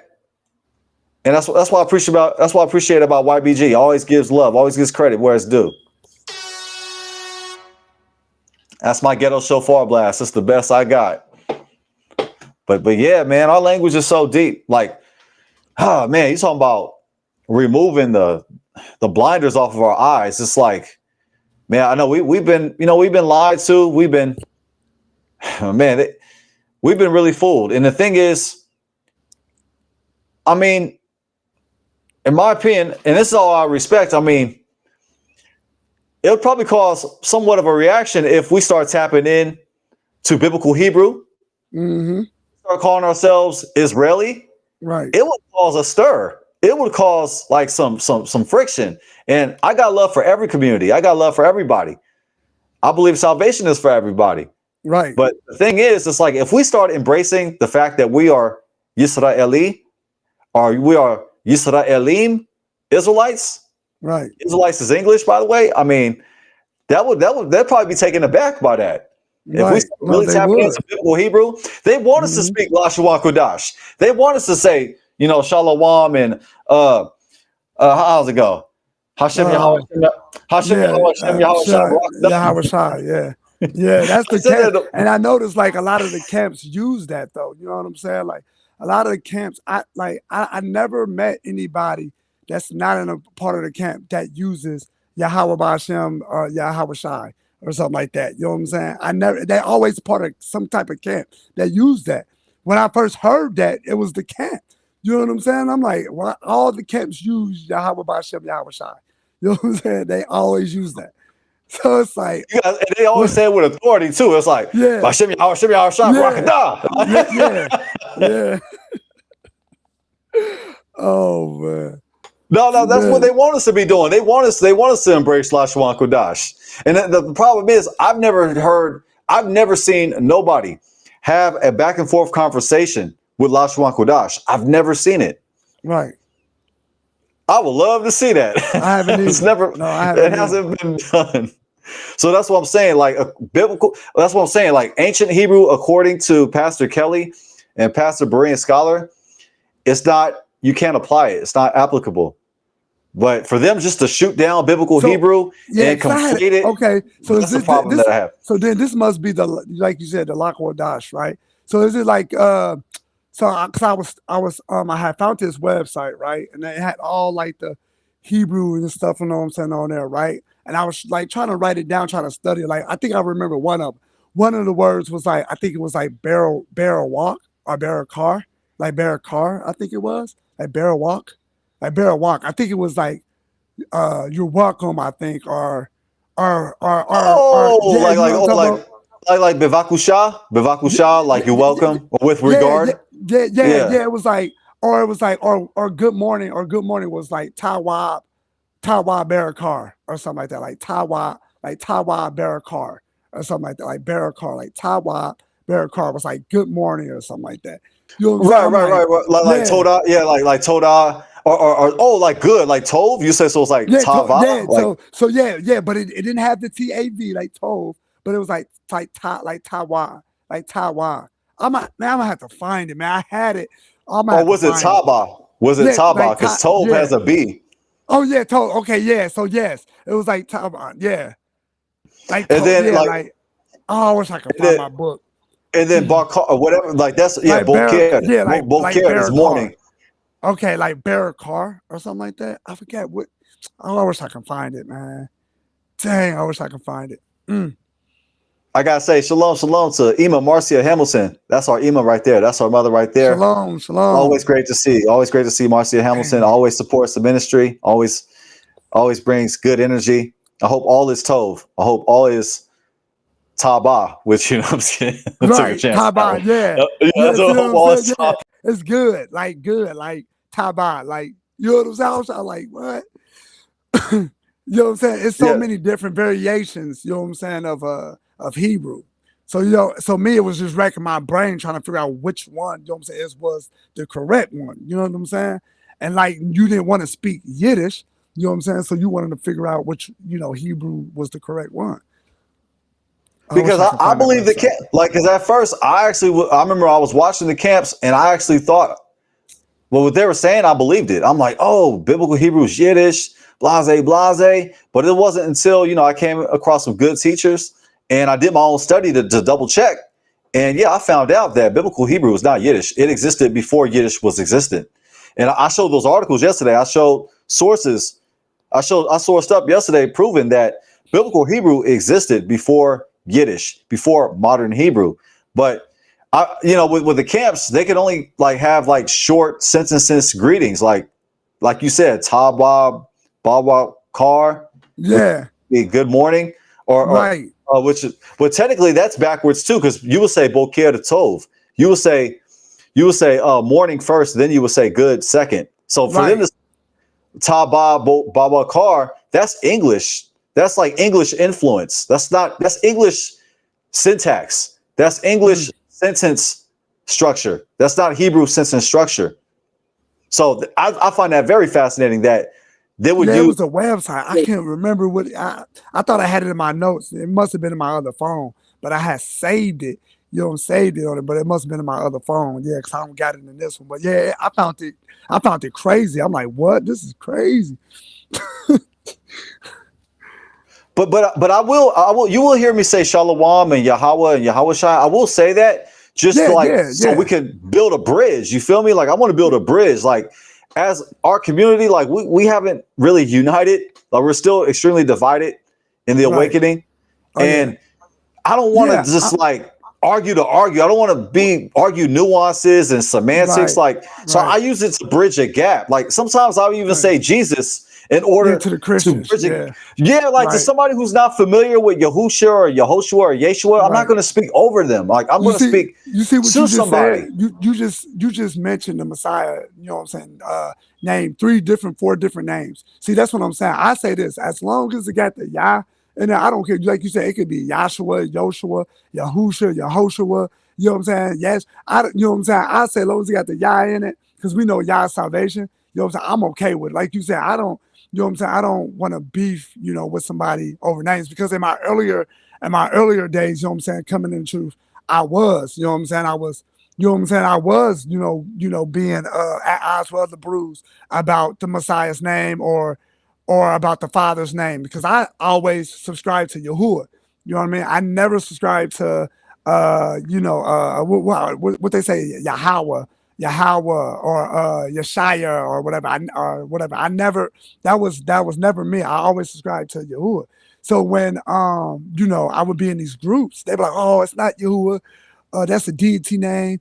You know what I'm saying? Yahuwah, or his name is Yahweh or Yahweh, or you know what I'm saying? They just come up with these different one of them said it was I can't think. One of these Israelites said it was like with a O, something with an O in it. I can't remember. But I'm like, what? This is crazy. I said, Is it yeah, I'm like not about to. Yeho or Yeah, Yeho or Yahoo. Yeah, there you Yeho? go. Yeah. Yeah. Yep. He tried to give me this whole layout of it. I'm like, bro, I'm not falling for that. Look, I'm calling him Yahuwah. That's what I'm sick with.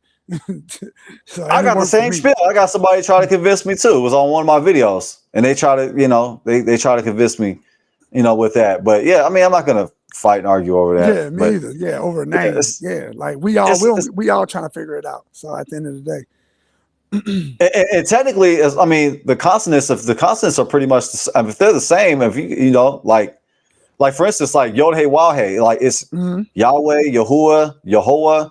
Right. Like if you want to say Yahweh, I mean, the consonants are the same, the letters are the same. So Yeah. it's just the Right. vowels are different. Right. So Yeah. what are we really fighting over? Right. And then don't it don't it means like, so I was trying to break that down too, like, but and it like, but behold the nails, or the nails, or it was what, and something like that. You know what I'm saying? Like I can't, I Yeah. know you more better than I am with it, but yeah, I was, Well, yeah. I made a actually I've sold some hats and some shirts with what you're saying. You're talking about Yod Hey Waw Hey, where it's behold Hold. nail, Right. behold hand, and it's an Hand. Yep. There you esoteric go. secret, and Christians use it to prove that Jesus is God. That's what Right. Christians try to assert. But Right. yes, you do find that, behold nail, behold hand. Yeah. Yeah, which is really fascinating. Yeah. It's deep. Yes, I've had that design. I have that design on the shop below the link where there's some hats, there's some Okay. I'm t-shirts gonna that check that out. yeah, I've sold some from that, and and that's cool. This is what I want to say. It's like I don't believe, quote unquote, Jesus is like the when we're talking about Mhm. Yahuwah or Yehovah, like I Right. don't believe I don't believe that either. I yeah, I don't believe subscribe that to that. Yahusha was a man. Me So too. I don't worship He was a man. brethren just like Yeah. us. You know what I'm saying? He was a brother. He said it, Absolutely. but he said that though. You know what I'm saying? Like I try to tell Christians, like, right, show me where, like, it came out of his own mouth that he said worship him. He never said that. You can't show me a text where he said, you know what I'm saying, worship him. You worship me. You bow to me. No, he always glorified the Father. You know what I'm saying? He never, you know what I'm saying, really glorified himself. You know what I'm saying? He always gave esteem to the Father. So, like, you know what I'm saying? So that right there in itself, you know what I'm saying? Or I tell Christians, right? They like to say, oh, well, Yahuwah is Jesus, or Jesus is, Yahuwah, right? Then I'll be like, go to Revelation chapter 5 then, right? So who is this man right here just sitting on the throne? And then who is the lamb that's taking the scroll out of the hand that's, you know what I'm saying, that's sitting on the throne? Make it make sense. Come on, man. Come on. Or when Messiah said, me and my father is gonna come in and make our home, you know what I'm saying, our home in you, or I think I'm paraphrasing, but something like that though. Like open the door. Me and my father is gonna come. Like, come on. Like what? Like that don't seem like that's one. He's talking two. It's two different people. You know what I'm saying? It's two different people. And that's why I don't stand on like you said earlier, the Trinity. I don't believe it. It's not in there. You won't see it. You know what I'm saying? It's just, I guess, certain people, you know, and make certain scriptures and make their own doctrine or own interpretations from it, and they think that they see a Godhead in there. You know what I'm saying? And it's not. And it's not. Absolutely, they insert it. You know, they insert the Trinity in the Hebrew Bible, and it's not even in there. Yeah. You know, but hey, I mean, they have the right to do that. I mean, yeah, but, yeah, for sure. Yeah, for sure. To each his own. But absolutely, for sure. And like even with the behold hand, behold nail, there's different interpretations on that. And the thing is, that's esoteric. That's not literally what the name of Yod Wahe means. That right. Yeah, there's other interpretations. There's other esoteric secret interpretations we can give. So, but yeah, I made that design for those, you know, because I know our community is very vast, is very diverse. So, you know, I try to consider everybody. I made sure to say Yahweh. I said Yahweh is king, and you know, I prefer to say, you know, Yehovah or Yahuwah. But sometimes I say, you know, or you know, Yah for sure. You know, but Yahweh, or you got Israelites that say Ahaya as well. They say Ahaya. Yeah, that's his name. Yeah, Ahaya. Yeah. Yahaya from the I am. And Yeshaya. Yeah. Yeah. Which is technically not I am, it's I will be. Right. Technically it's Eye, Ashe, Eye. It's not Ahaya, but if you show that to them, then you know what I'm saying, is because I think GOCC uses like you said, Ahaya. You know, I think that's the only camp I know that uses Ahaya, and the rest of them uses Yahweh. So yeah, so depending on who depending on what sect you speak to, you know, you're gonna get different variations of the name, different doctrines. You know what I mean? So yeah. And they say Ahaya, and then they say Yeshaya. Yeshaya referring to Yahusha or Yehoshua. Yeah, Christ. Yeah. Yeah, so when I came in this truth, yeah, man, like you said, I was fighting with a lot of brews about different names, man, and it just like got to a point. So like you said, it's like, yeah, it's not a salvation issue to me. You know what I'm saying? So like we all learning the truth. You know what I'm saying? You're not calling them Jesus. You know what I'm saying? You're not calling them Earth Pig. You know what I'm saying? So I'm okay with that. You know what I'm saying? So you believe in the Messiah. So like, what are we fighting for? You know what I'm saying? So.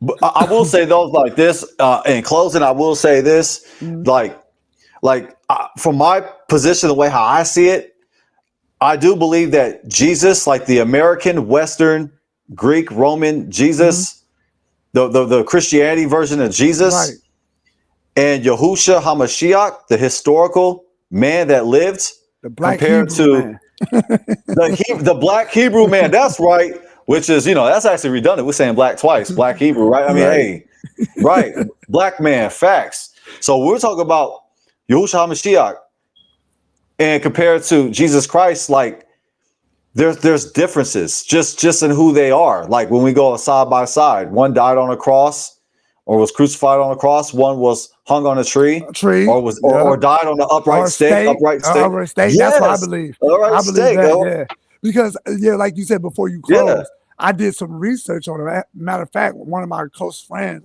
Jehovah's Witness, his mom was Jehovah's Witness. He was like, man, Christ didn't die on a pagan cross. He was like, scientifically, you know what I'm saying, it's impossible. He was like, you know what I'm saying, the body, like the nails wouldn't hold his body up. You know what I'm saying? So I was like, man, that's crazy. So I just started doing my own research and come to find out it was a stake, you know what I'm saying, that, you know, the Messiah had, died on. So, yeah, so that's crazy. And there's so many differences. I actually did a video on that entitled Jesus versus Yahusha. So anybody listening, if you want to see the difference between Jesus and Yahusha, just check out that video and you will see why I say that they're not the same. Right. And we know that there'll be many false prophets. False messiahs. There'll be a lot of false messiahs out there. So from my position, Jesus is an egregore. He was like, we make it up. Like we made up Jesus in our mind. It was created. It was a construct. but it's not Yeah. the historical black man by the name of Yahushua HaMashiach. Two different entities. Mm-hmm. I But definitely yes, agree yes. with So, man, and that's fire. That's fire. And the beautiful thing is, man, we don't even have to agree. That's the Yeah, really cool part. We don't I have know. to. We just happen to agree, like on a lot of stuff, which is Con. really Yeah, that's cool, crazy. man. Yeah, I think that just goes like for the studying, you know what I'm saying, right? The Most High giving us, you know what I'm saying, the knowledge, understanding, and wisdom, you know what I'm saying, right? So, and just like you said, with two or more witnesses, always establish a matter, you know what I'm saying? And here it is right now, you know what I'm saying? So, like me, I used to question, I used to sit there and question, you know what I'm saying, certain things about the Messiah. And again, because a lot of Old Testament brothers I used to argue with, a lot of Old Testament, oh, the New Testament is fake and everything is Greek and everything and like that. So, and I questioned Messiah. You know what I'm saying? One time, I'm like, man, is this? Do they got a point? Is this true? You know what I'm saying? So, and I had to just sit down, and buckle down and do my own studying. So and yeah, what I'm saying? I came to believe like the Messiah is, did exist, you know what I'm saying, right? He is true, the true, the way and the life. So and even not just that, the earlier church followers like the Ebony Knights and the Nazarenes, they followed the Messiah, you know what I'm saying? So but I know that's another topic. So Big facts, big yeah. facts. Yeah, yeah, and they had enemies all around them, which Hmm. the popular church, the Yeah. mainstream church was against them. Yep, They con. they even had a they had the book of Matthew in Hebrew. That's what Yeah, they did. Saint It's Jerome called said it. Saint yeah, Jerome. it's Yeah. called the Peshitta text. Yeah, the Peshitta text. So yeah, it's called the Peshitta text. Yeah, it was Matthew wrote it in Aramaic, and not just that though. Actually the whole New Testament was written in Hebrew, but they won't tell you that though. If you look it up, it's called the Peshitta text. You know what I'm saying? And matter of fact, I think they got it from I think Syria. Yeah, I believe it was Syria. You know what I'm saying? Syria, because that's near Israel. I'm pretty sure, right? Syria, right? Yes. So It's like yeah, north of yeah, Israel. right, Yeah, yeah. right. So the Mhm. Greeks went in there. You know what I'm saying? Right, and changed it and took all that. You know what I'm saying? And changed it to Greek. You know what I'm saying? Changed it to Greek, Korean Greek, or Korean Greek, or how you say Yeah, that. yeah, That's written yeah. in I Greek. got you. Yeah, Kone, Greek, same. So yeah, Yeah, Kone, yeah, Cognac, one of them. right. Yeah, Kodiak. Kanye.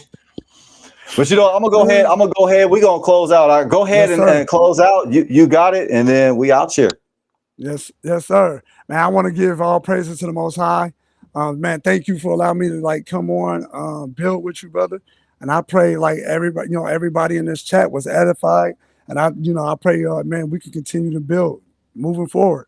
So y'all willing. So with that being said, peace and shalom. All glory, all praises, all kavod to our great King. That's Double T the Hebrew. I'm Mhm. Jaden Israel. Until next time, shalom, fam.